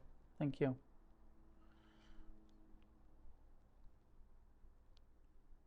Okay, so welcome back. And as I said before the break, first foundation, get here into your body, get present. And there's a ton of relief by just breaking our identification with our minds, just being able to drop into the body and not be so controlled by our thoughts and feelings. So there's a huge intervention that happens between the addictive process that's mostly mental. Of course, there's a physical component to it too, but huge intervention in the first foundation. Second foundation is really where we see, and I started to talk about this before the lunch break, where we really start to see craving, clinging, aversion, self-centeredness in our relationship to the feeling tone. In a simple way, first foundation is what's happening right now in my body, dropping out of the future and past, what's happening here, present. Second foundation is how does it feel? How am I perceiving the sensations, the sounds, the smells, the tastes? We would also open up to the mind here too. What thoughts and emotions, are they pleasant, unpleasant, neutral? I was just re-looking at what I said in the book, and I'll read it to you. It's short. Every single experience has a feeling tone to it, a quality of pleasantness, unpleasantness, or neutrality that we can perceive when we are mindful. An awareness of the experience and its pleasant or unpleasant tone is essential if we are going to progress on the path to recovery. Our habitual reaction to pleasurable experiences is to cling to them, often falling into addictive patterns with pleasure. So just taking a moment, reflecting on where you've seen that in your life. Clinging to the pleasant, falling into addictive patterns. Our habitual reaction to unpleasant experiences is to resist or push them away. Again, reflecting on your relationship to pain, to unpleasantness, whether it's the big pains in our life or just the subtle annoyances, unpleasantness.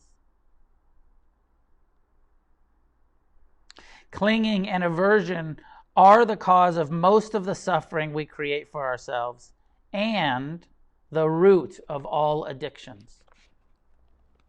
This is the second noble truth.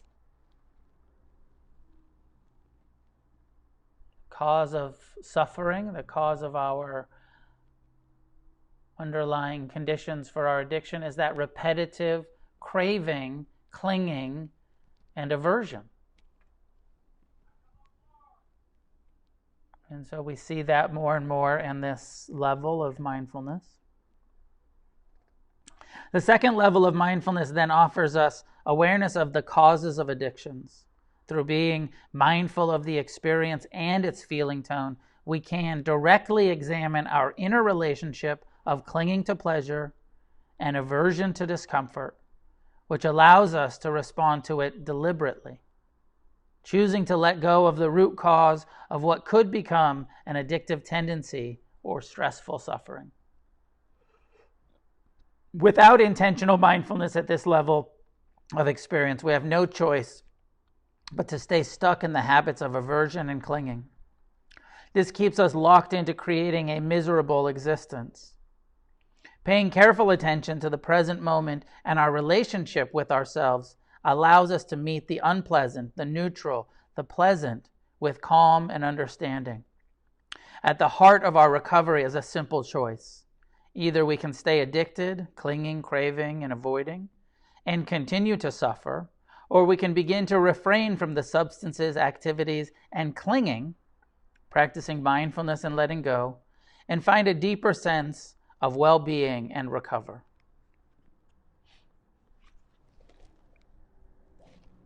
It really feels like the linchpin, the key, the whatever we want to call it, the kind of the core of our long-term recovery. Not just the first foundation where we learn to ignore, but the second foundation where we learn to turn towards and let go. Not by ignoring it, but by feeling it, knowing that it's impermanent, whether it's pleasant, unpleasant, or neutral. The more we can identify what we're feeling. And I loved what Heather said earlier and Nicole's reflection on the eating meditation. And all of us, we have these aha moments, these insights, these waking up. Like, I didn't even know what I was feeling. I didn't even know I had neutral feelings. I only knew that I was chasing pleasure and running from pain, and I wasn't even so aware of that. And then mindfulness wakes us up. Oh, this is where I've been stuck in this reactive pattern. And now I'm trying to get free from it. First, I have to see it clearly, and then I can learn to respond differently. And it's why recovery, it's why awakening, it's why the Buddhist path is so challenging, because it is counter to our instincts. Part of what we see in the second foundation of mindfulness is the natural state of humanity, which is clinging, craving, not your fault. You watch it, that's why it's non-judgmental awareness. We're not judging ourselves for the clinging, the craving, the attachment, the aversion, because it's not your fault. That's what your mind does all by itself. That's why we call it a habitual reactive pattern. It's not a choice. You're not choosing to respond that way. Without mindfulness, this is what the Buddha taught in dependent origination. Part of the first factor of the eightfold path, understanding reality as it is, the wise view, is understanding causality, cause and effect, dependent origination. And then that is, we live in this body that clings to pleasure, craves for pleasure, pushes away pain. That's what mindfulness shows us. This isn't philosophy. This is verified reality based on our own internal investigation. But with mindfulness, there is an intervention that can be done. If we bring attention specifically to when there is sense contact, seeing, hearing, smelling, tasting, feeling, thinking, when we can bring awareness to that moment of contact with the pleasant, the unpleasant, and the neutral, then we have the ability to choose a wise response. Choose compassion, or at least try to choose compassion. Choose tolerance, or at least try. And the more we try to have these new responses, the more skilled we get at meeting our pain with tolerance and compassion, mercy. The more skill we build through this second foundation, bringing the first and second, all of the foundations come together. The more we bring awareness to, oh, that's pleasant, and then you see clinging. Oh, that's pleasant, I want it. That's pleasant, I want more of it. That's pleasant, I want to keep it. In that moment of awareness of it's just pleasant, the keeping, the craving, the clinging is the cause of suffering. The intervention is it's pleasant and it's impermanent. And the wise response is non-attachment. Enjoy the appropriate pleasant experiences as they arise and pass. I hope all of this makes sense. I'll do a guided meditation that is taking us in this direction. And then we'll do some walking meditation in this direction. And it's somewhat important to get the philosophical orientation of what we're doing, but what's more important is the meditative experience of what we're doing, so that we don't just stay in intellectual understanding of what would end suffering and help us recover, but an actual embodied experience of what ends suffering and helps us recover. Because there's a lot of people that know all the answers, but don't apply them to themselves, So we're really here in a retreat experience saying, I want to deepen my experience with this, not just understanding of it. So let's meditate. Find a way to sit upright, relaxed.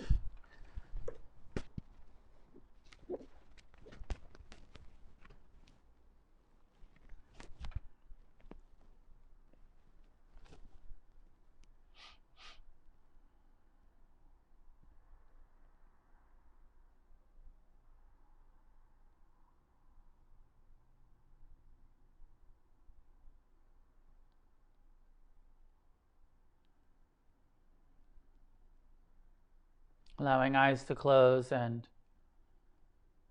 breathing in, feel the breath as it enters.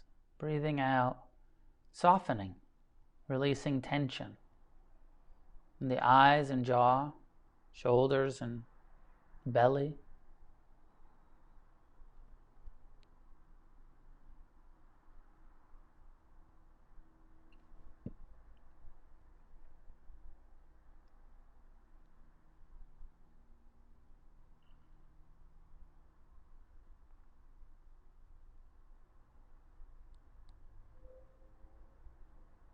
Mindfulness of the body, breathing.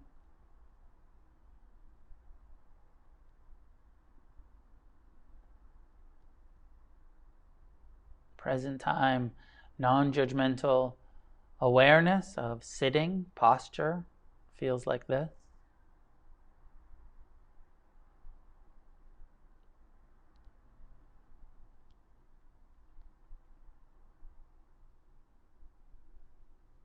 And again, connect with this first foundation practice of mindfulness of the breath, letting everything be in the background, but adding the inquiry into your perception of your breath. As you breathe in, is it perceived as pleasant or neutral or unpleasant?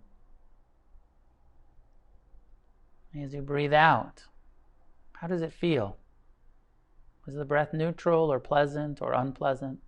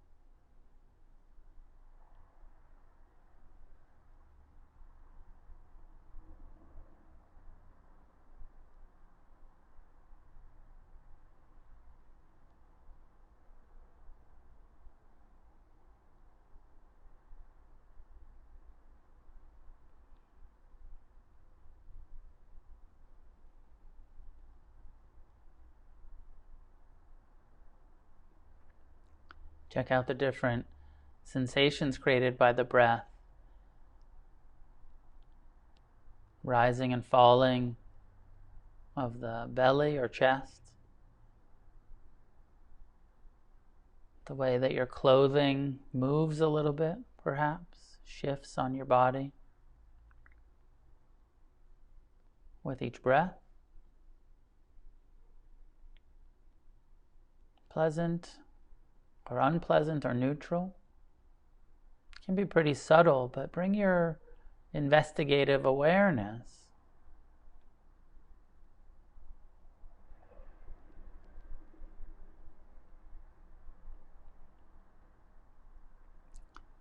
You don't have to figure it out. Let it just be known.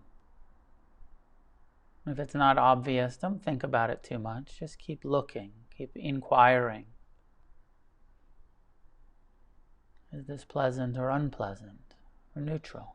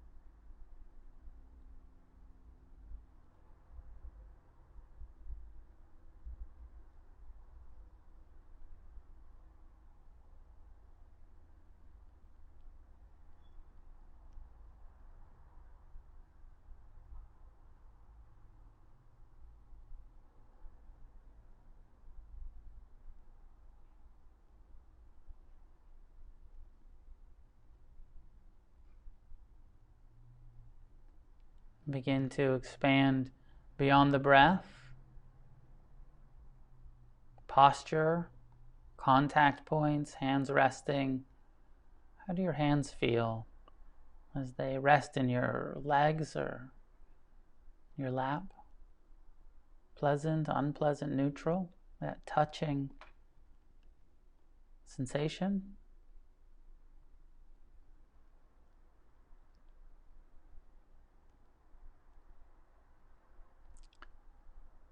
When your attention is drawn back into thoughts of future or past, also identify, is that a pleasant thought? Some delicious fantasy you get lost in? Or is it an unpleasant worry, fear, resentment?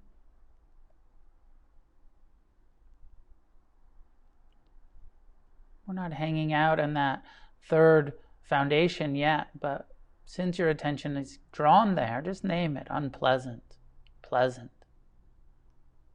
And then come back to the body.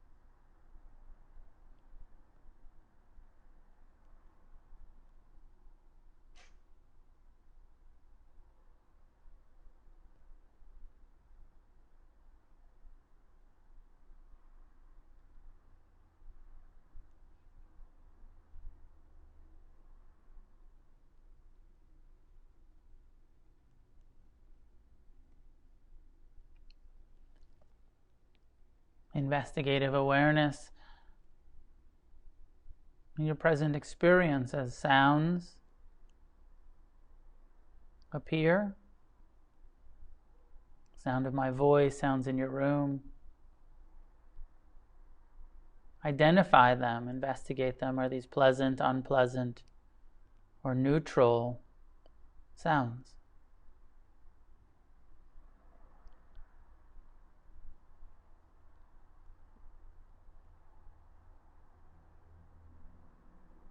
Changing moment to moment.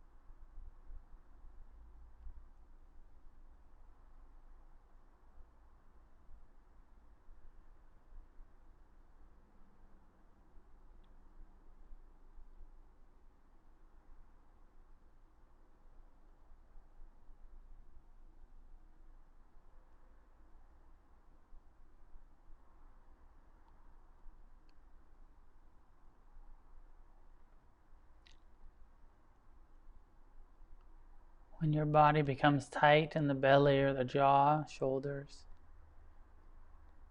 identify the feeling tone of that, and then as you breathe out, soften.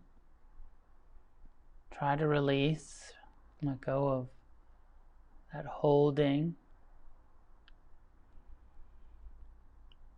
And see how and if the feeling tone changes in the belly,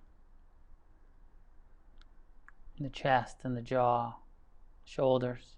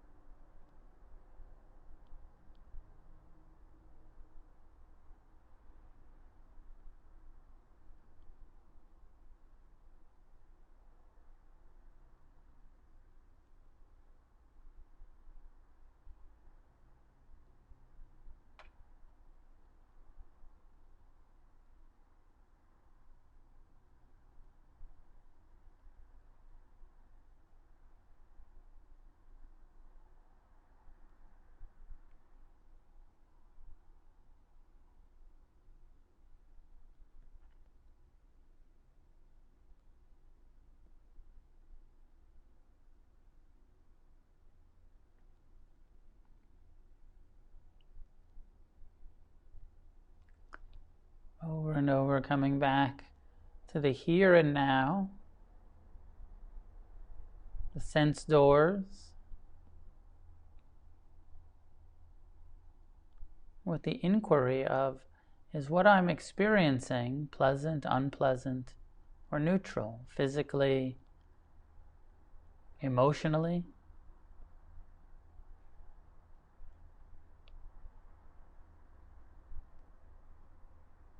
These sounds and smells and tastes,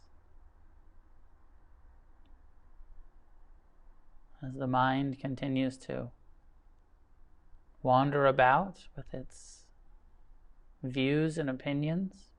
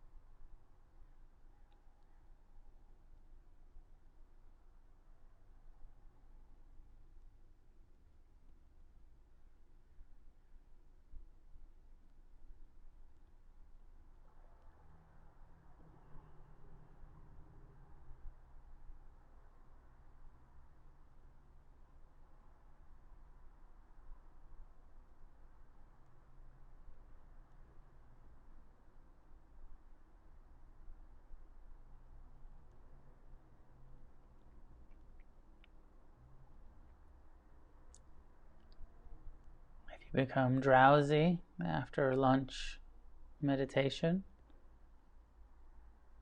also bring this second foundation inquiry to that drowsiness. What parts of it are pleasant or neutral or unpleasant? When your body becomes uncomfortable from sitting still, bring your attention right to the points of discomfort. Where's the pain at the center? Where are the edges? How far up the back or down the legs does the pain end? Where does it become neutral?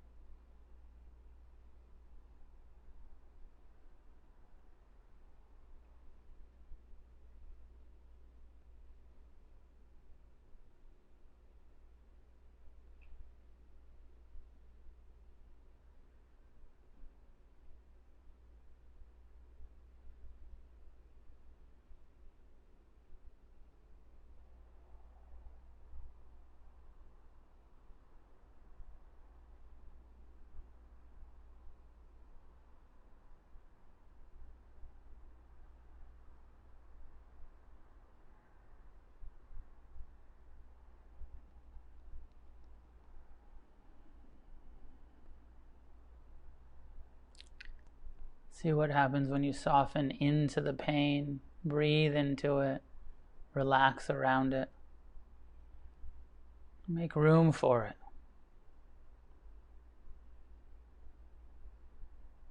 The impermanent nature, the changing reality of the sensations.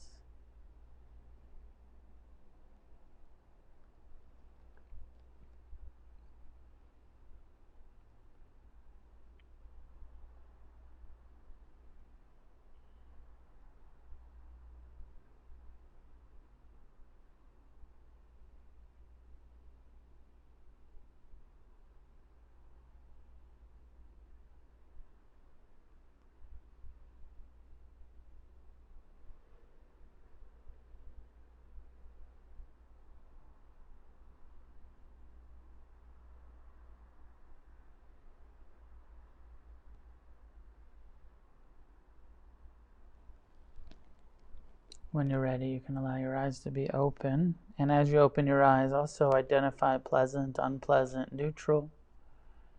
As you shift and stretch, also identify, stay present with how it feels to move. The pleasant relief of releasing the pressure of sitting still.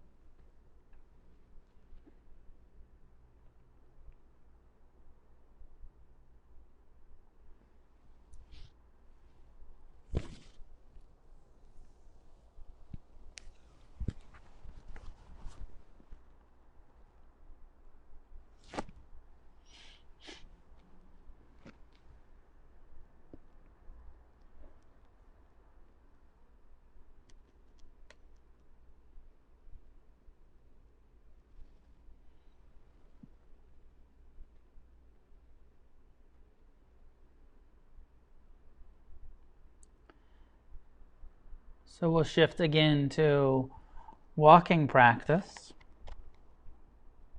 Similar to the last walking, where, embodied awareness of each footstep.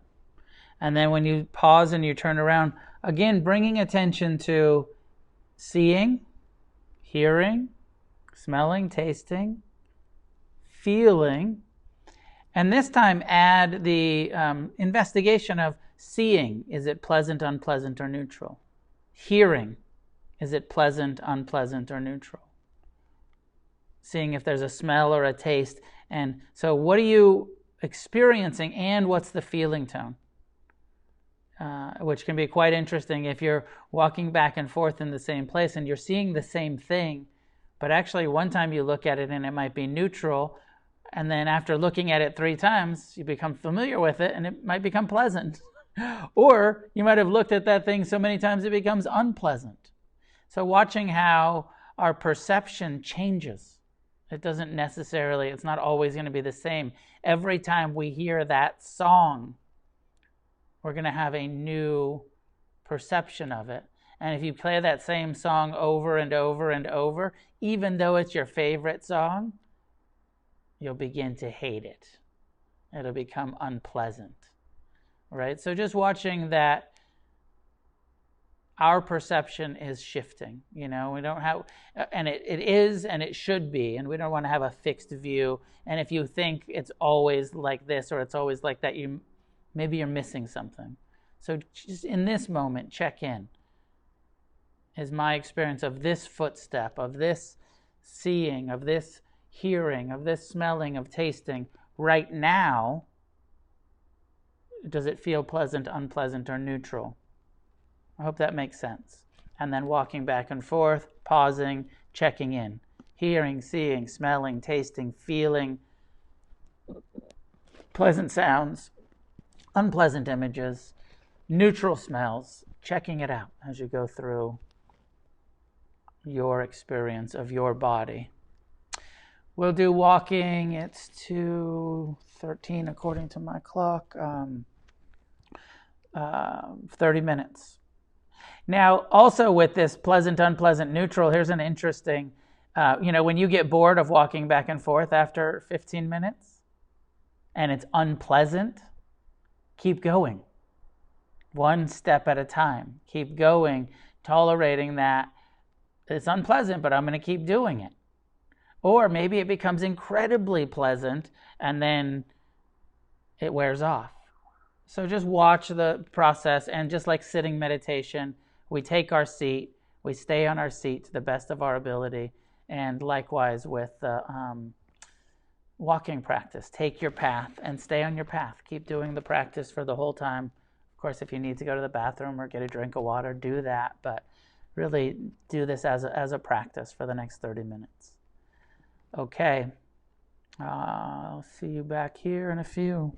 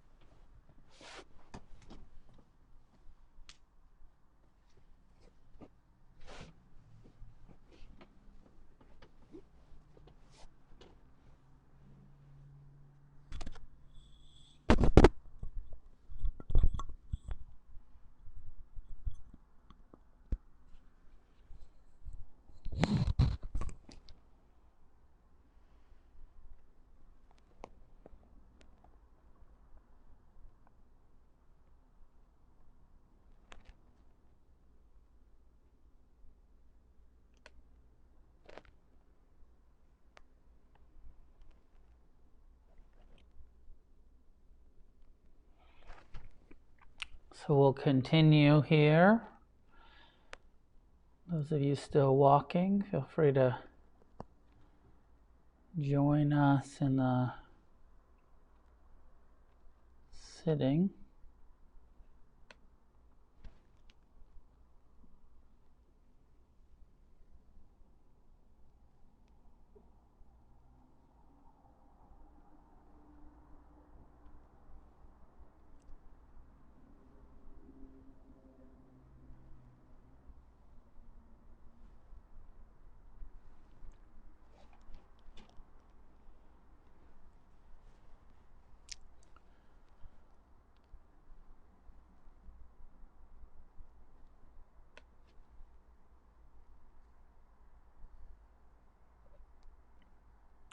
We'll open to the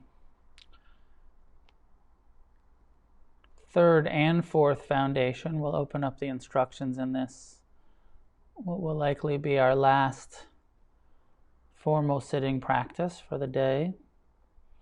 And we'll have some discussion.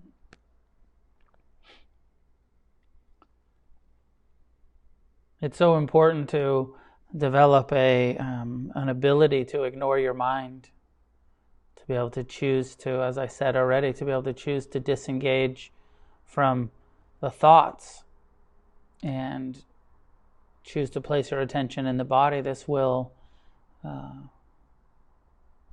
prevent relapse, prevent suffering. When your mind tells you to drink or use or act out in some way, being able to redirect your attention away from those thoughts, not indulge in them, not identify with them, come back into the body, ground in the present. This is a key skill that we're building in Refuge Recovery. And it's also not enough. We don't want to stop there. The Buddha didn't stop at the relief of ignoring the causes of suffering, but wanted so much to see the root conditions and change our relationship to them. And so much of what we're doing in that second foundation practice is seeing more clearly the pleasant, unpleasant, and neutral. And then we have to bring the same perspective to our minds. Rather than ignoring our minds, we have to come to the place where we can observe thoughts arising and passing, and become less and less reactive, less and less identified, developing more and more discernment over what thoughts are wise and worthy and of our attention, and what thoughts are unwise, unwholesome, confused, and actually can be set aside, not indulged in. Let the unwise thoughts arise and pass. But there is something about, when you're really reflecting on something, or you're having an experience of some joy or some equanimity, where it's worthy of actually reflecting on and sustaining thought when it's a wholesome thought, when it's a wholesome emotion. It's cool to hang with it. You don't have to quickly ignore it.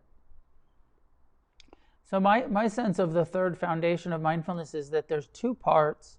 One is just the turning the attention towards and watching the process of mind, the impermanent nature of thought. And even coming to know that whatever is happening in your mind is impermanent, that in itself is somewhat liberating. If you can really wake up to, it's here, this thought, this emotion, this fear, but it will pass. And there's often that ignorance that we get, that confusion that we get, that whatever has happened is going to stay forever. I'm sad now, I'm brokenhearted, I'm lonely, and it's never going to change. I'm going to feel this way for the rest of my life, which is a lack of understanding impermanence, right? A lack of understanding reality, which is that, of course, it's not going to last forever. It's just going to suck for as long as it sucks. And it might be a Short time might be, might sustain some, but it's going to pass. It's going to rise and pass. Everything does, every thought, every feeling, every sensation. So that part of watching the mind, and there's a couple of images, and I forget how much I use them in Refuge, but a couple of images that my teachers gave me in Third Foundation, watching the mind. One is as though you are sitting next to a train track, and a train of thoughts is passing by, watching your mind, the train of thoughts. And each boxcar has a plan, has a memory, has a fantasy.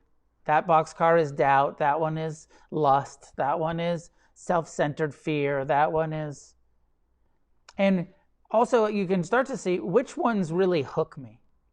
When I go train hopping, which car do I jump into? I mean, how often is it like anytime self-centered fear comes up, I jump on and I'm off for a ride? Right? As soon as my mind says, I, me, mind, I should be afraid, I am unworthy, I am... How quickly do we get just hooked into that and believe it? Now, part of the Third Foundation is seeing that's just a thought. It's just arising and passing. It's actually a confused thought, an ignorant thought. All of the self-centered stuff has some delusion in it. We're all, taking something personal that's not so personal. When we start to see the human condition, it's not your fault that you think about yourself all the time. You're not even really doing it. It's just what the human mind does. It thinks about itself. Demi asked me earlier about my pain versus the pain. And we do start to see this more in the Third Foundation and in this process of mindfulness, where we start to see, and part of Sangha, part of us gathering together and going to meetings and sharing with each other and listening to Dharma teachings, and it starts to normalize the human condition, where on the relative level, I have my pain. And then, which is true, right? You have your pain, I have my pain. We all have our pain. But we all have pain. Pain is a universal, human, unavoidable experience. And we tend to take it so personal, like I'm the only one that has pain, and my pain is more important than anyone else's pain. And the reality is we're all in pain. Everyone has it at times. Not all of the time, but at times. And yes, there's different levels to it. But explore in your meditation when you switch to, pain versus mine, because mine has some clinging in it, has this ownership in it. And it's tricky to talk about because, of course, on a relative level, it's your pain, it's my pain. It's also just human pain. It's part of the human condition. It's part of having taken birth. You have a nervous system, and pain is part of what we experience. And aversion to pain and self-centered fear around it is also totally normal. You're not doing anything wrong, actually. It's just the way that our human mind processes unpleasant experience and becomes self-centered and around it. But the Dharma gives us an opportunity to see that it's not as personal as we've been taking it. That pain is unavoidable. It's part of the human nature. But that compassion for pain and understanding the impersonal nature of so much of what we're experiencing is liberating. When the Buddha talks about liberation, when we talk about recovering our Buddha nature, we're not getting rid of pain. We're probably not even getting rid of the mind being self-centered. But we are going to experience more and more the ability to not take the self-centered mind personally. Does that make sense to you? Because I think a lot of us have this idea of like, oh, and then I'm just going to have no self-consciousness anymore, no experience of low self-esteem, or I don't think that's the way it works. I've been watching my mind for decades now, and talking to all of these other people that have been meditating for more and more decades than me, and it doesn't seem to just go away, but our relationship to it radically changes. That it becomes the human condition, the pain, the mind that thinks about itself rather than I and me, and this small identification with taking it all personal. And it starts to see like, oh, this is just, I'm a human being. Human beings are like this. We're all like this. Everyone. Without meditation, we're a real mess. We're a real mess of a species. Real self-centered, suffering, greed, addicted, just species. But with meditation, with renunciation, with the human experience under the influence of Dharma, of truth, of awakening, we have this potential to be at ease with whatever train is passing by. Oh, self-centered fear again. I know that one. Oh, lust. Oh, fantasy. Oh, craving. Oh, anger, hatred, demoralization, whatever it is. And they're just thoughts.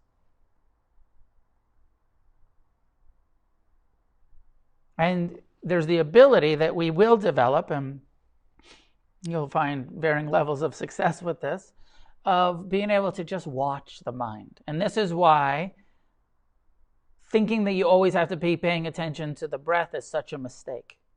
Because if you're always ignoring the mind, then when you're not ignoring it, you're taking it personal.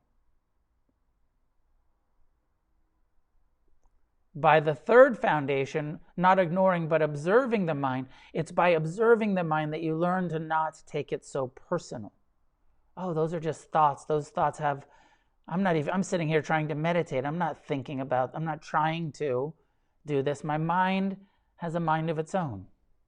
The human fear, nervous, self mind. So this is where third foundation becomes so important. Get to know it, get to see clearly the impermanent nature and the impersonal nature of your mind, of the human condition. I hope that makes sense. I know it's a little, especially if you're new, it's like, what the fuck is he talking about? I get that. But once you've meditated for a while and reflected on these things, I hope that it comes to make sense for you the way that it has come to make sense for me. And I'm not claiming perfection on any level with this, but having done these meditations for a long time, I've seen a lot of progress and a lot of ability to have a much looser relationship to my ego. I still very much have an ego and fear and self-centeredness and all of that stuff. But I just don't take it personal all of the time like I used to. Now only some of the time do I get hooked and, get inflated or deflated, or most of the time I don't actually the way that I used to. And that's the progress that meditation brings us to.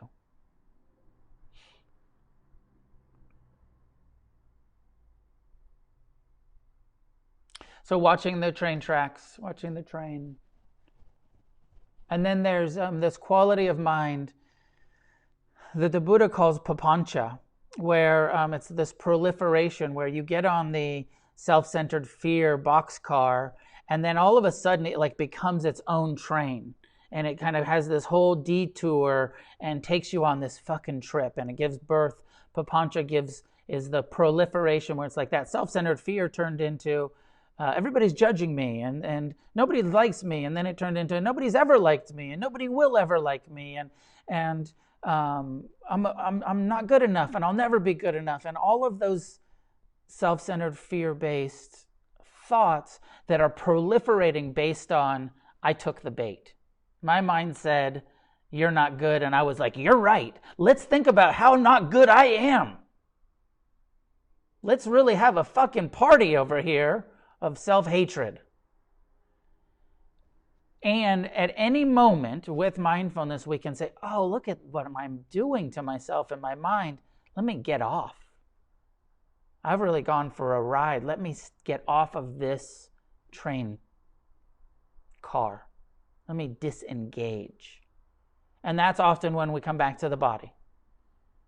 Best way to break identification with what, come back to the first foundation. But then again, open up, sitting next to the train tracks, just thoughts. Just thoughts.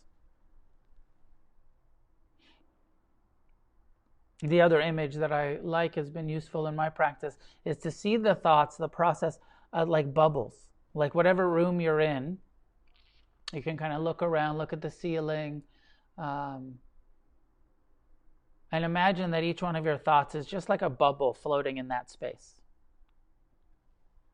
And that you have awareness and you can look at the different bubbles. And you can just watch them arise and pass and actually know. And so it's like, I don't know what the image is, but it's like a bubble where it's like clear, you know, like those thought bubbles on cartoons, where like there's always these sort of like bubbles coming over the character's head in the cartoons, like that, where it's like, oh, and you know what your mind is thinking, like, oh, self-centered fear, oh, lust, oh, hunger, oh, loneliness, oh, doubt, boredom, whatever those thoughts and feelings are that the mind is producing. And you can know it. Oh, look, boredom. Yep. Oh, loneliness. Yep. Oh, fear. Yep. And just watch them. Or you can enter the thoughts. And then it becomes this bigger thing where it's like your consciousness, your identity is in the thought, and the thought is proliferating and giving birth, just like I was talking about the train going on its own track or off the rails or whatever the analogy is. But just with meditation, with mindfulness, we do have that ability to say like, okay, I'm going to burst this bubble. I'm going to disengage from it. You're not stopping the mind. You're not stopping those thoughts. But am I giving my full attention to it? Am I identifying with it? Am I believing it? The Buddha a lot of time talks about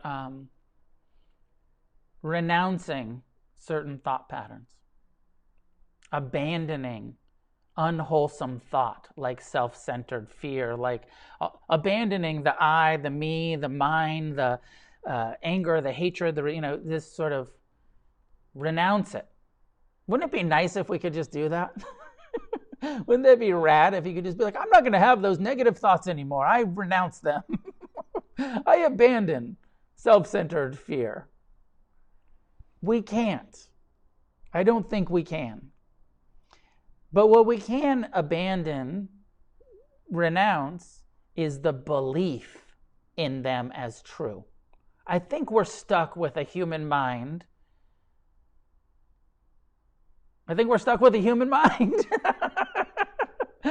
I just do. I think we have a human mind, and that even with years and decades of meditation, the human mind is going to be self-centered. And is going to experience fear and craving. And I think it's the human condition. The Buddha referred to those negative aspects of his mind as Mara. And he said, Mara, even after enlightenment, never left me. But what did leave was me taking it personal. He said, I never suffered again because I saw that shit's not who I am. Those are just human fears and thoughts, and I never obeyed it again.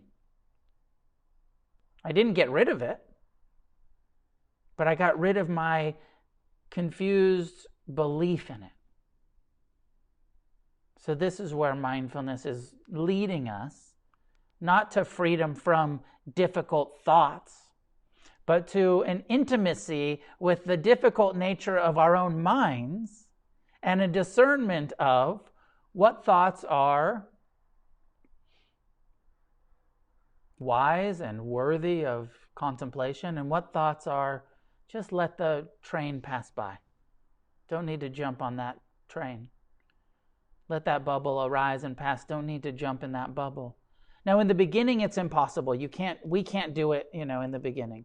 But the more we meditate, the more skill we develop at that discernment of what's trustworthy, what's not, and more understanding of the impermanent nature of thought, the impersonal nature of thought. Only through direct insight does it truly liberate us. We can know it intellectually because we read it in the books and we heard it in the lectures, but it's where the meditative experience of knowing that in your heart and your bones is where it's liberating, where you see the thoughts come and you see them go. You see the train arrive into the station, and there's that moment of, am I going to get on? If you're mindful, you have that moment of, am I going to jump on this shame train? Am I going to jump on this ego trip? Am I going to jump on this? Whatever it is.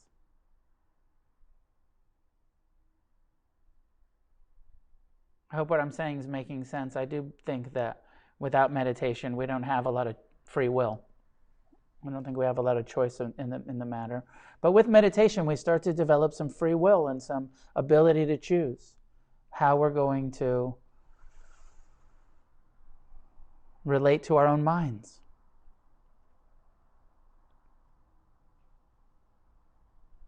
So let's meditate for a little bit.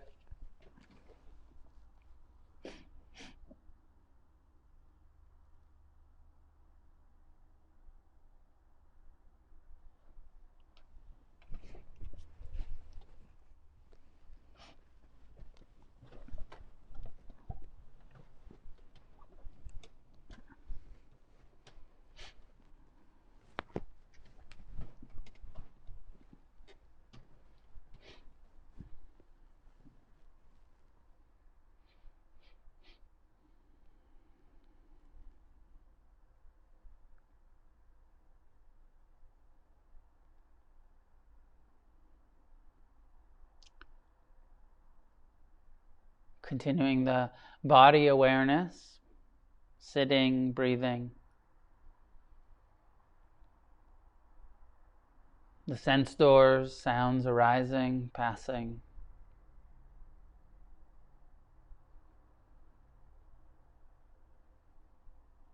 And opening to the sixth sense door, the mind itself. Thoughts arising and passing.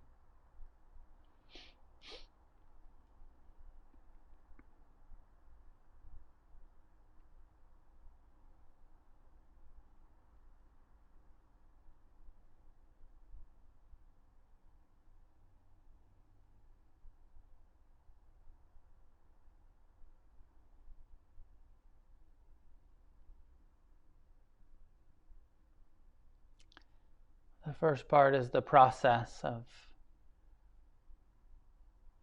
thoughts arising and passing, passing by, passing through awareness.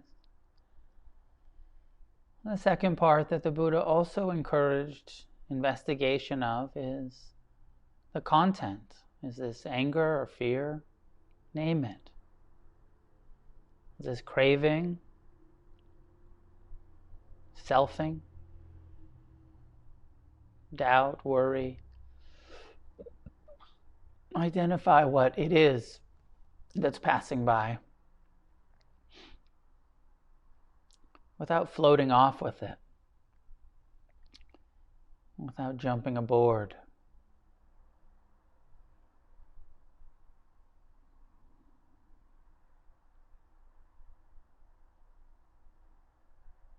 And we can also apply the second foundation of mindfulness to Everything that arises, mentally, emotionally, also perceived as pleasant or unpleasant or neutral.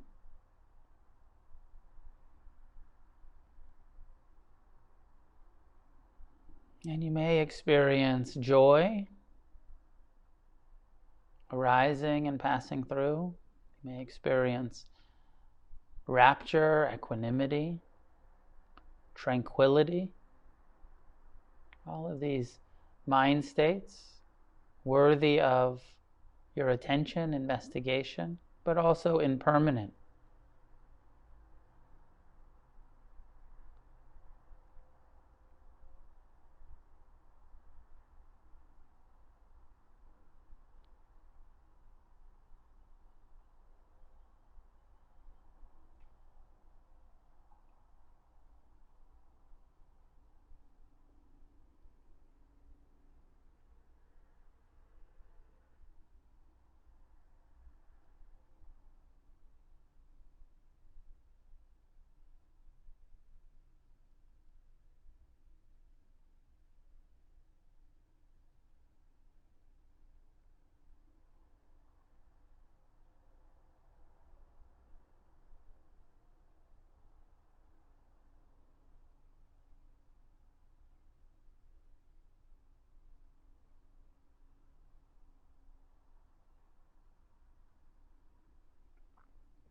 Notice what happens to your mind when you soften your belly.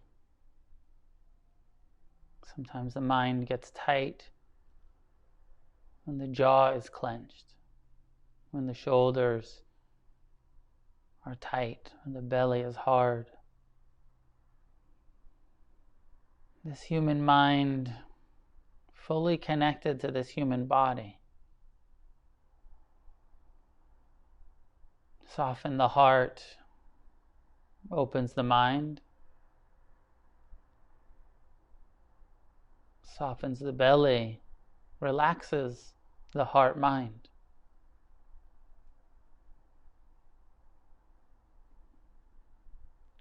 And make lots of room for the train to pass through a vast valley, prairie. Make lots of room for the bubbles, spacious, open. Don't try to hold them tight. Don't try to identify every thought. Just let there be room for everything to arise and pass.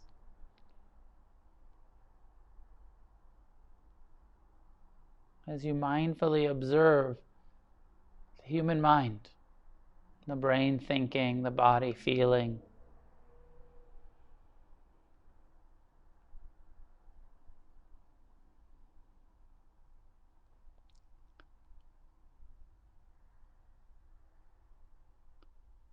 The Buddha said, as you investigate this human form, heart, mind, body, you'll not find anything worth clinging to as I or me or mine. No permanent self worth clinging to, but an impermanent process unfolding, worth tending to, caring about, forgiving, loving, but not clinging.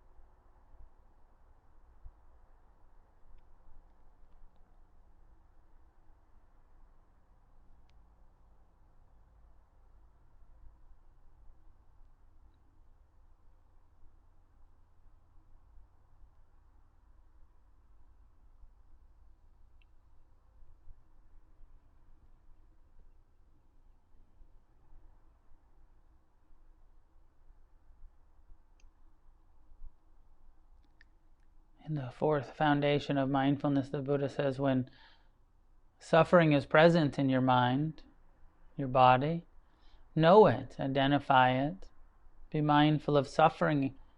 Dukkha is like this.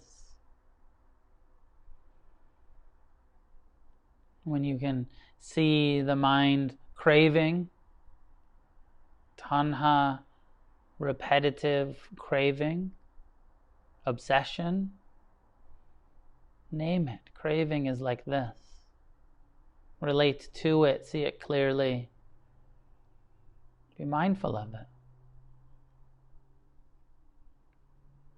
And when you have those experiences of nibbana, of the end of suffering, cessation of craving and aversion, self-centeredness, name it, know it. Right now, there's no suffering. There's ease, there's contentment. There's joy without clinging. This is the experience of not suffering. Be mindful of not suffering.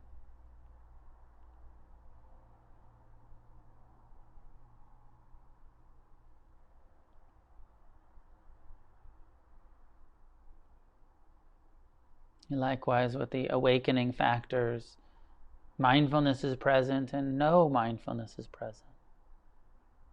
The mind has become concentrated and no, the mind has become concentrated. When tranquility, joy, rapture, interest are all present, these are wholesome states of mind, arising, sustaining, passing. It's not all bad news in here. The more clearly you see, the more discernment you develop where to place the attention.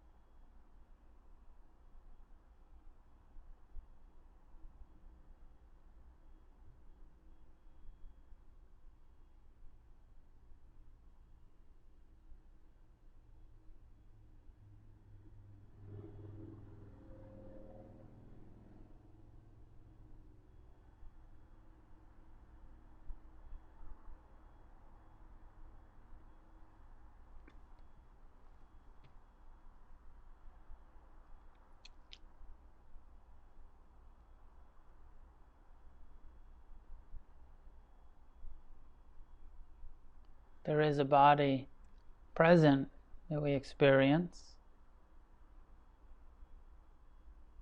There is consciousness.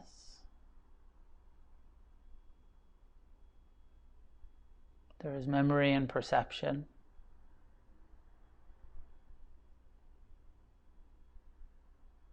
But there's nothing worth clinging to as I, me, or mine, nothing that we need to suffer about. The more we come to understand this, the less reactive we'll be to the cravings and aversions of the mind.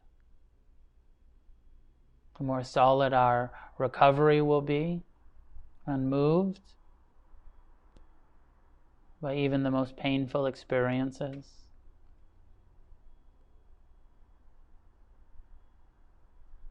Equanimity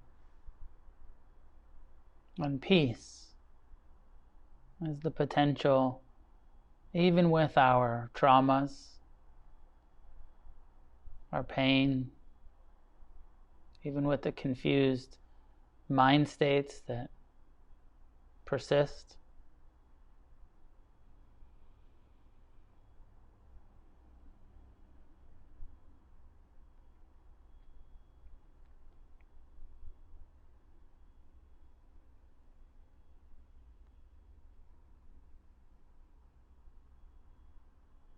Make room for it all, open, spacious, inclusive awareness of mind and body, of pleasure and pain, past and future, gain and loss, praise and blame, birth and death.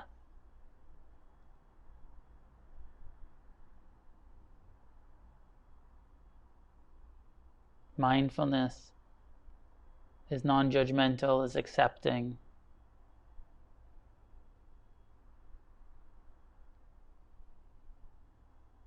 Responds wisely with compassion and forgiveness.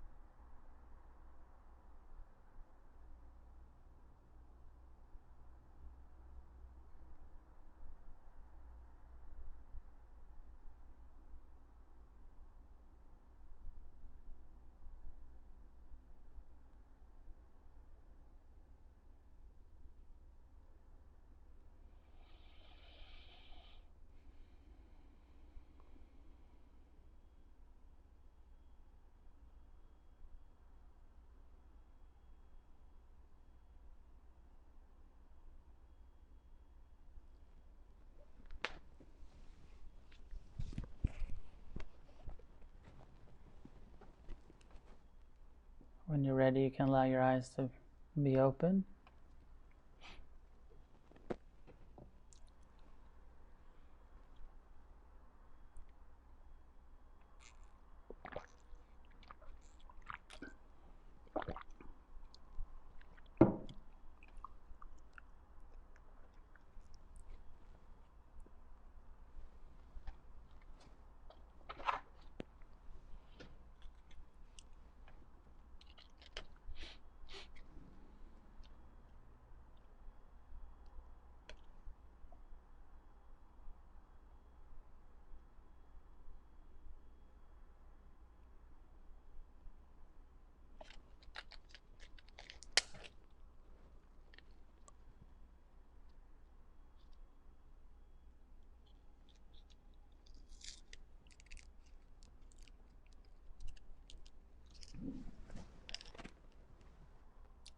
So maybe a few thoughts, but I'm quite open to your questions or comments, or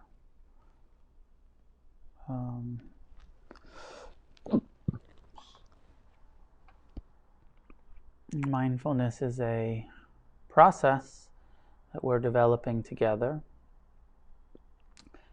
that, in my experience, truly leads to a reliable internal refuge. This is something that we can do through our own efforts. We can develop this kind of perspective. Philip, unmuted.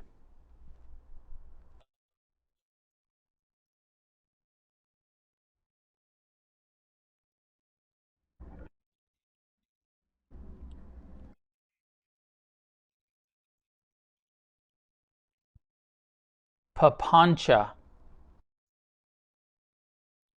Papancan.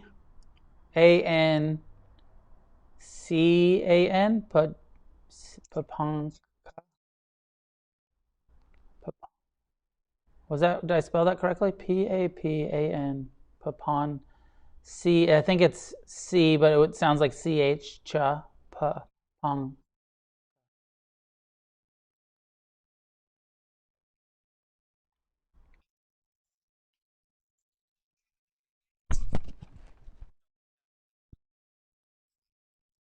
Yep.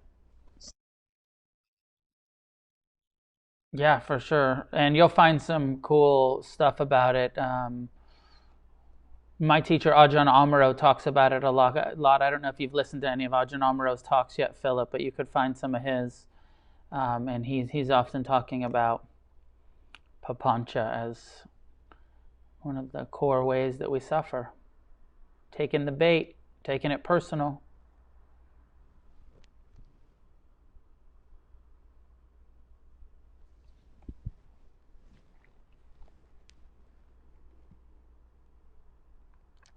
Any other, you don't have to ask questions if you don't have questions, but what are your reflections on your practice today? What did you experience? How is it beneficial, difficult? Sometimes it just that it was so difficult that's beneficial in itself. But anybody that would like to share some things, please do. Yeah, please jump in.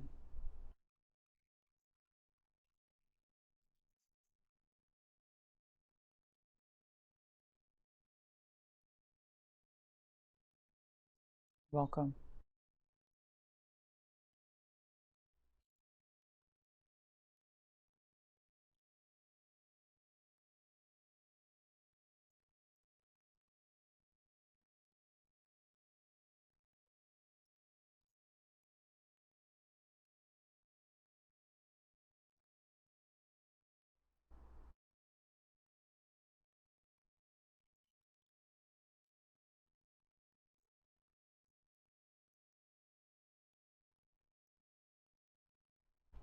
About like your ritual in the morning, getting up.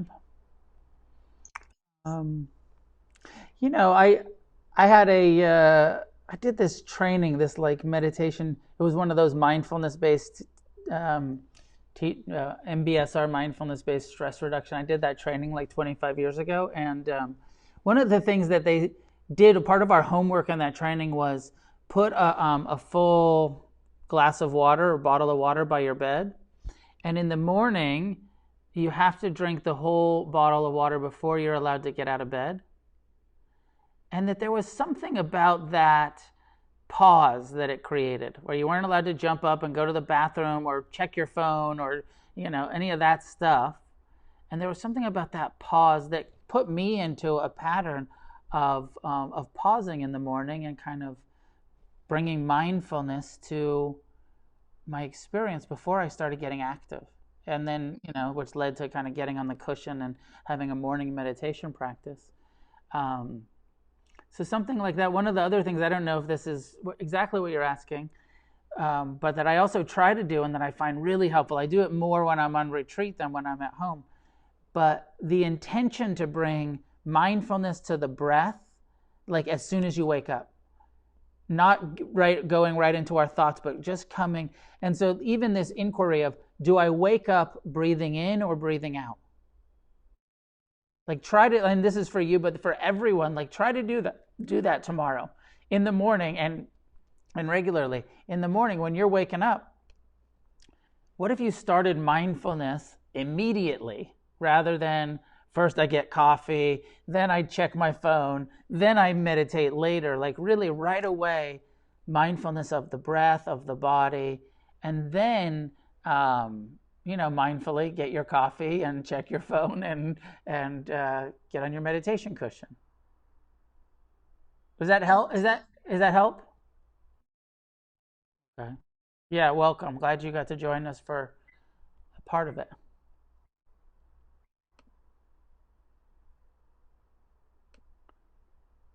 Patrick, go ahead.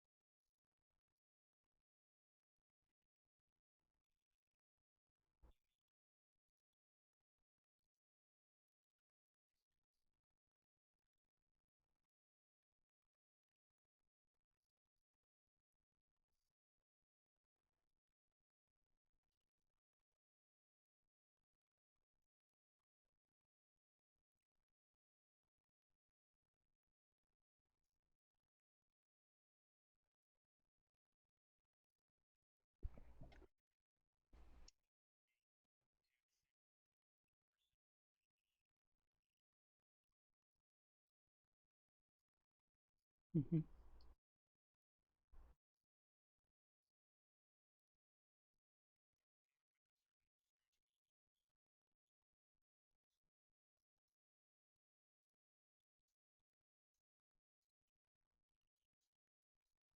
Yeah.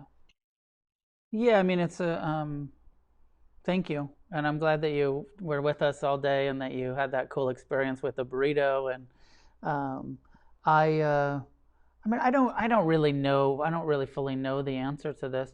I do. I certainly don't think that you have to be Buddhist to be good or wise, or that certainly you'll find people of all faith that are really loving and compassionate and generous people.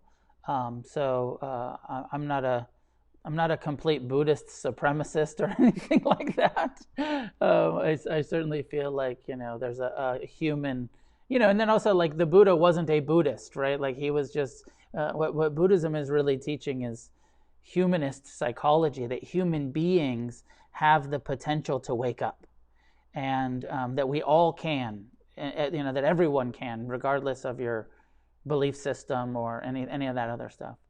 Um, and I think that probably the technical answer is like, yes, some people, everyone has, from the Buddhist teaching, the Four Noble Truths, you know them, is suffering is universal. Everyone has it. There's nobody that is born into this world that has zero suffering. Everyone has some. And we all have the craving and the clinging and the self-centeredness that creates that suffering. But then there are levels of, extremes with it, right? There are some people that just seem to have a sprinkling of suffering. And then there are those of us who, have so much suffering that we drink ourselves into alcoholism and, addiction, and create layers and layers and layers of suffering on top of the normal suffering. But also the Buddha's being quite specific with what, like all self-centeredness is suffering. All, clinging is suffering. It doesn't mean that like you're, the nice Christian folks that you're talking about, we can be very generous and very loving and saving lives and being of service and still be pretty self-centered about it, or still be a bit, suffering a bit, attached and aversive and critical of everybody that doesn't believe, agree with us. And, so you can be like this levels, and I see that in myself and in Buddhism, where there's these levels of, oh, wait, that's a kind, loving, generous person who also suffers from a ton of self-centered fear, right? Even though their actions in the world are so good, they also have this internal experience of a lot of taking it all personal, kind of self-centered fear. So I don't know if I'm answering the question, but I think that technically the answer is yes, of course there are layers. Not everybody becomes addicts like us. Some people actually can smoke some weed and get away with it. Right? That's just not true for us.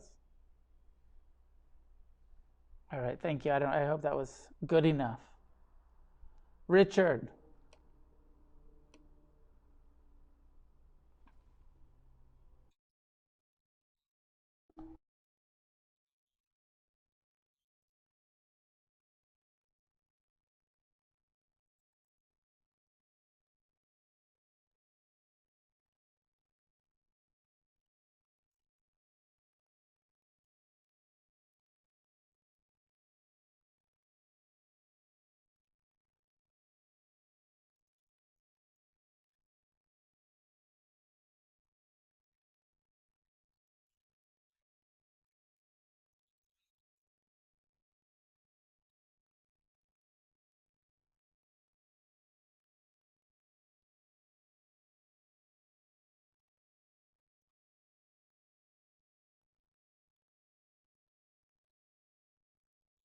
Mm-hmm.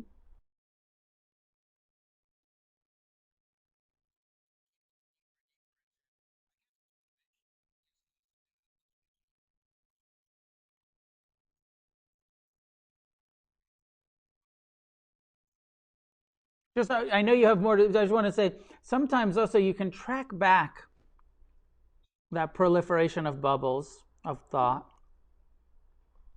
and you can be like, okay, I ended up here in, the honeymoon, and then the why do I feel. But then sometimes you can track it back and be like, what gave birth to that first, I always want to be in love. And then sometimes you can identify what was really going on there was just a moment of loneliness.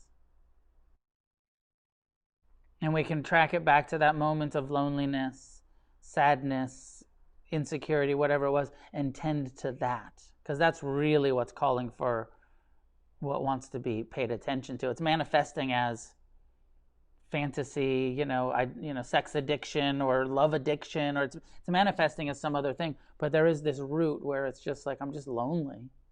and I don't know how to give myself that permission to be lonely and attention to soothe my own, meet my own needs. Then I'm constantly looking for it out there, and then it proliferates these mental habits.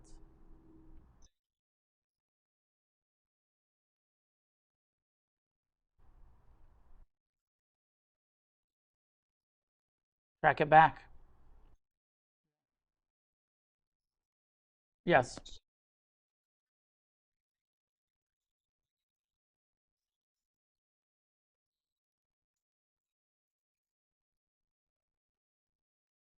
Anicca is impermanent. Anatta. Yeah, that's how I'm talking about anatta. Yes. Mhm. Welcome. Okay, I see a bunch of hands. Couple. I'll try to be more concise. Nicole, go ahead.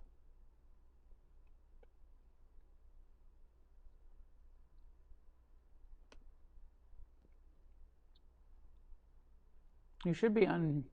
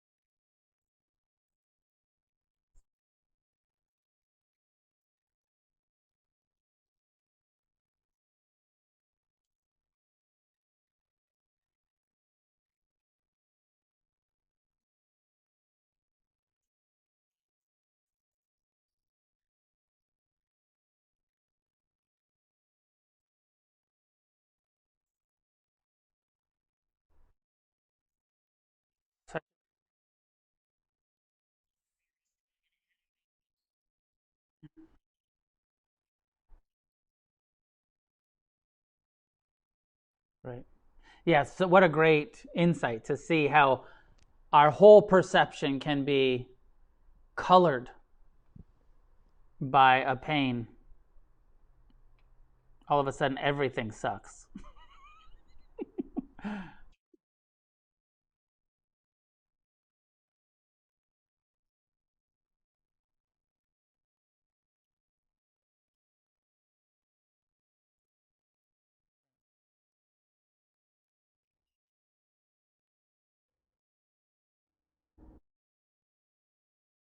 Yeah.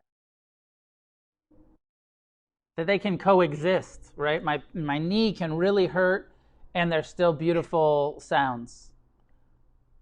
That they can coexist. Thank you, Demi. Go ahead.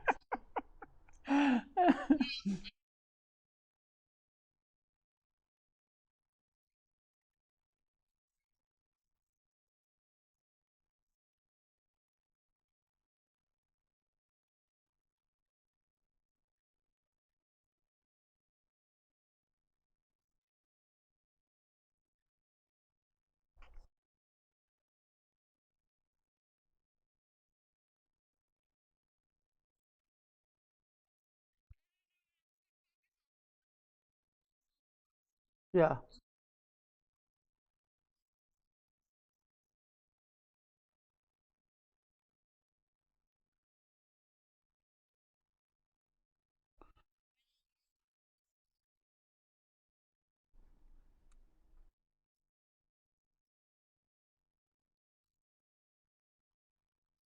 Yeah. Um, well, you could come back to the breath. It's fine to come back to the breath if that's a core practice. That's a good one. Um, Also, in a situation like this where it's clear there's a resentment, then you probably want to turn towards forgiveness practice and, um, and try to develop some empathy for your friend who is an asshole and why they are an asshole, and try to see some of her pain that is manifesting in whatever way that it's manifesting, that is offending you and maybe lashing out at you. So of course, we want to go back to compassion and forgiveness, and just seeing like, oh, yes, I'm offended, I'm taking it personal, and maybe it was an attack on me, but what's going on with them? They must be suffering. They must be unhappy. Their wounds are now spilling out, in our relationship. So trying to develop a little bit of empathy and then some forgiveness for her. And so sometimes replacing the "I hate you, bitch" thoughts with "I forgive you as much as I can right now. I forgive you as much as I can right now." As a replacement thought, rather than just coming back to the breath, actually giving the mind some healthy phrases to repeat.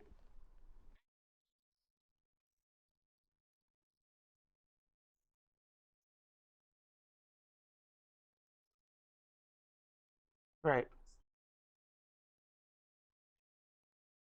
Yeah.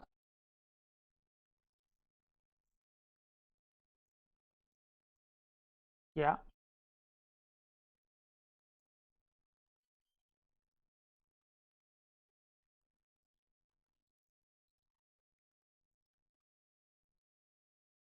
Yeah. So then there's also the level of self compassion, right? Of doing um, the forgiveness and the compassion practice for ourselves, of being like, yes, I understand that you're suffering and but I still have a pain, and ouch. And what am I doing about that? Right? Am I tending to my own pain in this relationship, or am I just doing the blaming or the ignoring? And so it's why, in Refuge we have so many different meditations, because yes, the mindfulness is good to disconnect, ignore your mind, on the breath, and then we have to get all the way open as we've done today. What's pleasant, but it's kind of like second foundation. What happened was, something you saw a text message and it was unpleasant,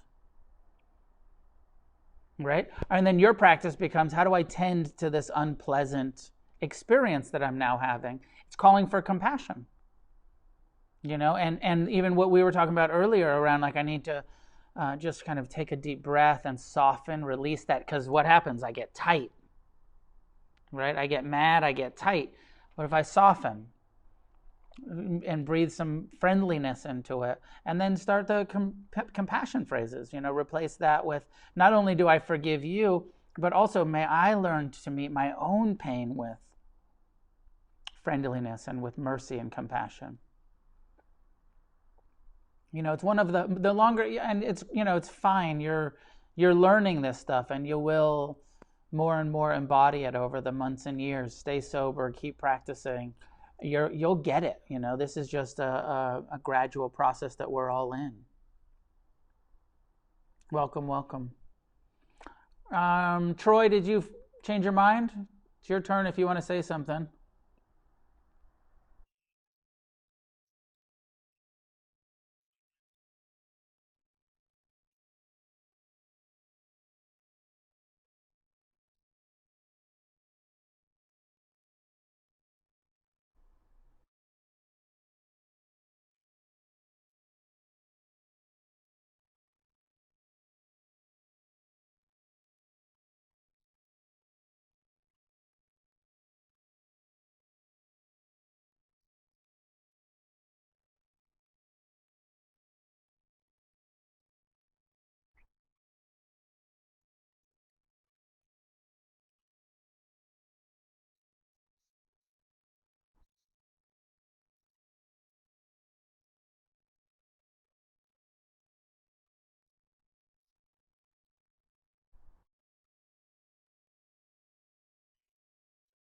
Welcome back, Troy. Nice to see you. And rejoin us at the Ajahn Chah course if you want, please. Feel free to feel free to reach out to me if you want to talk. Yeah. Last comment, Wonka.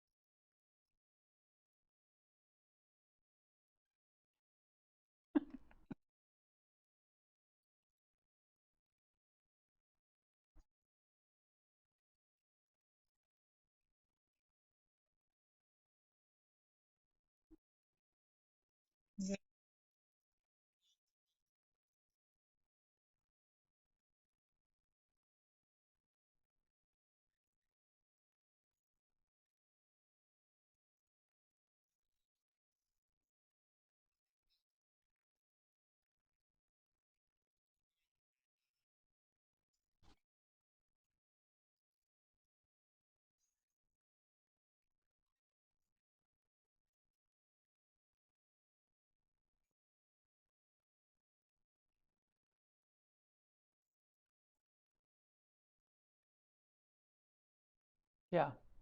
Um, you're welcome, and I'm glad that you're here. And I just also want to normalize that experience for you. I don't know how many other people had that. I've had that experience a lot of times in my practices and on retreats where there's periods of the day where I'm just like, yes. And there's other periods where I'm just like, this is fucking terrible. Why did I sign up for this? Um, so I think it's just normal to have some of those phases, especially when you're spending a whole day practicing like this. So try not to give yourself too hard of a time about it. Just keep going, and eventually you'll have the experience where you enjoy the whole day, not just half of it. Like it's fine. Yeah, it's fine. Yeah, welcome. So I want to leave it there, and I know we're just about out of time. I thought I would offer, if you'd like, really what we're doing in all of refuge recovery, but especially in this seventh factor of the eightfold path, is developing a reliable refuge. We're doing that, and sometimes it's more reliable than others, and it becomes more and more reliable gradually. But I thought that maybe we could end, as if you'd like to, by together taking refuge. And there's this in the third truth on page 21 of the book, where we talk about recovery as possible, and that eventually we come to have a commitment to it, and where we take refuge. So you don't have to look at, if you have your book, fine. If you don't have to look at your book, because it's just these three sentences where we say, I take refuge. And really, this needs to come from your own sincere. I'm not giving you refuge. I'm not, like some Buddhists, like you have to take, in some forms of Buddhism, you have to like take refuge with a teacher. That's not what this is. In refuge, we take refuge based on our own decisions, but it's cool to do it together with Sangha. And so does that, what I'm saying makes sense? So just if you reflect on your refuge in the potential of your own recovery, and taking refuge in the four truths and the eightfold path of recovery, and taking refuge in the community and each other, this Sangha, which includes your local Sangha as well as this sort of like national, international online Sangha that we're developing. So we can do it call and response. I'll say it. I'm going to unmute everybody. It should be really annoying. Okay, you're all unmuted. You can mute yourself if you want, but you should be all unmuted. And I think a couple of you muted yourself. Okay, yeah. So you're all unmuted. And having practiced together all day, call and response. I take refuge in the potential of my own recovery.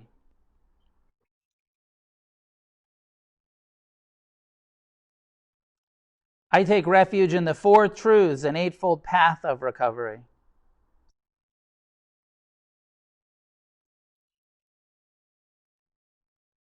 I take refuge in the community of fellow recovering addicts.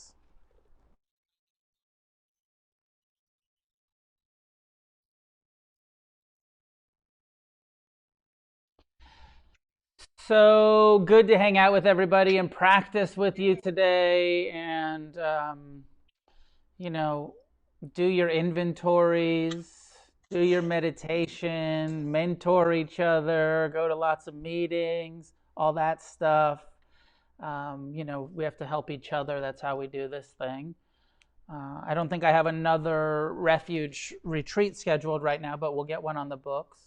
And as most of you know, I'm doing the Thursday night live streams on the refuge channels, not on Zoom, but on the Facebook and YouTube channel. If you're not already following the Refuge Recovery World Services YouTube channel, give that a follow, because we're going to do more and more stuff on the YouTube channel and less stuff on Instagram. Eventually, we're going to transition probably off of Instagram and more onto YouTube stuff.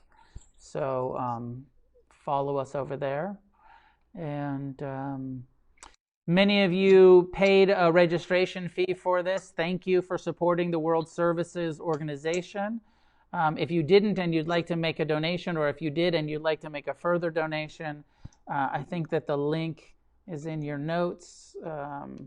It's quite simple. It's probably Joseph is putting it in right now, but you can just go to the refugerecovery.org website if you'd like to financially support the organization. I'm not taking any money for these teachings. I'm doing all of it as a benefit for the center, so for the organization. So thank you for supporting the organization. Know that you're welcome, even if you can't afford it. If you ever want to do anything with us and can't afford it, just ask us for a scholarship. We'll give it to you. So may any merit that comes from our practice be shared outward in all directions for all beings. May each one of us recover, and together may we help others recover. So thank you for being here today. We'll leave the open for a little bit. If anybody wants to hang out and chat with each other, feel free. And I will see you soon. Welcome, welcome. Thank you.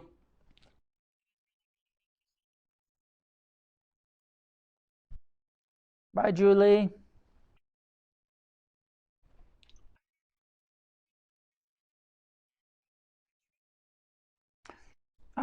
There's refuge meetings that aren't like led like I was leading today, but that are peer led every day. Yeah, because on the refugerecovery.org website, the online schedule is there, and there's several meetings every day. Yep. Welcome. Yeah, join us for some meetings.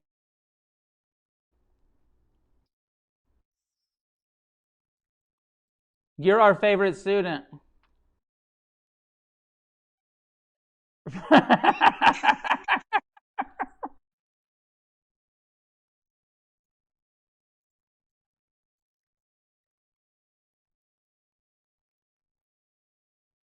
Do you have a Demi? Do you have a mentor already?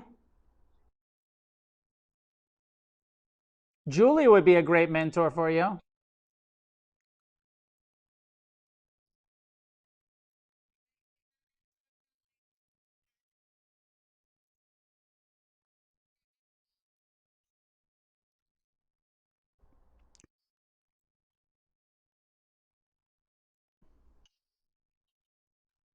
You know how to do it, Julie? You can do it in the messages. You can do it private to her if you want.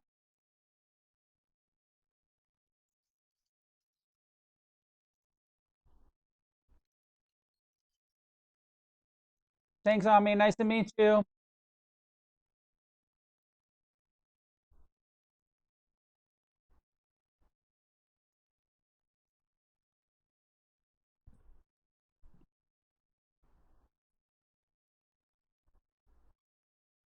Alana, were you out hiking all day? I was so jealous. I kind of wanted to just like watch you. I just wanted to go watch the hike out with the dog. Yeah, I'll bet. Where do you live? Westchester.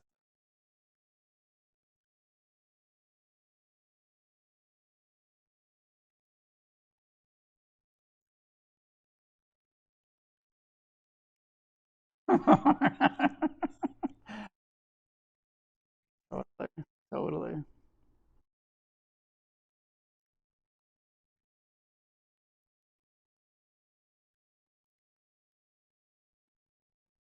Demi, where are you in Jersey? Jersey. You guys are close.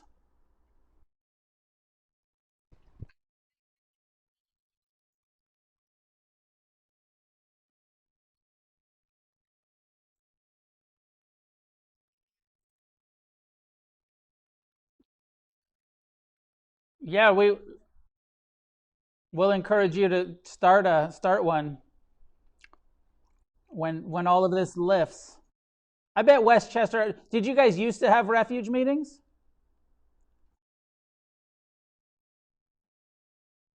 Hmm?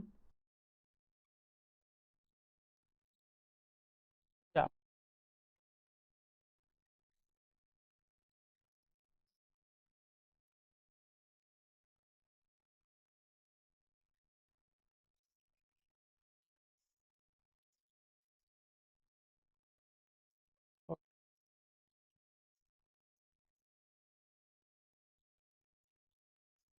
for, for sure. But I bet a refuge meeting would do good up there somewhere. There's so many people that want to do it.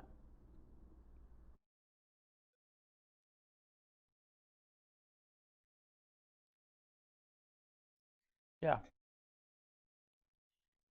There's so many good online right now. There's so many good online meetings. It's so cool. You can, like you said, all over the. You can go to California, or you can go to Jersey, or you can go anywhere.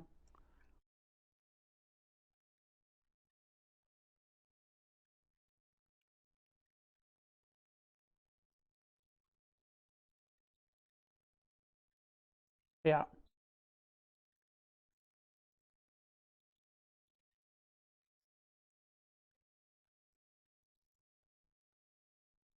for for sure. Yep. Ajahn Chah is he's like my teacher's teacher. He was a Thai monk. He died a long time ago, but he so it's like Thai Buddhism.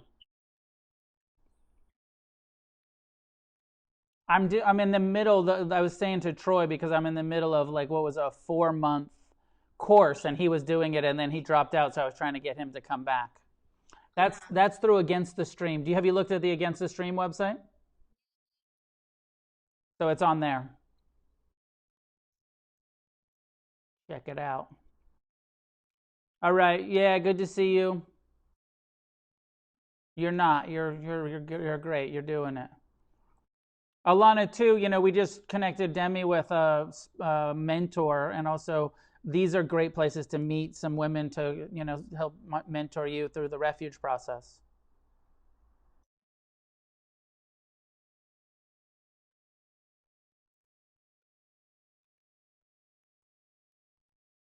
Great. Great. Nice to meet you. Okay. All right. Bye.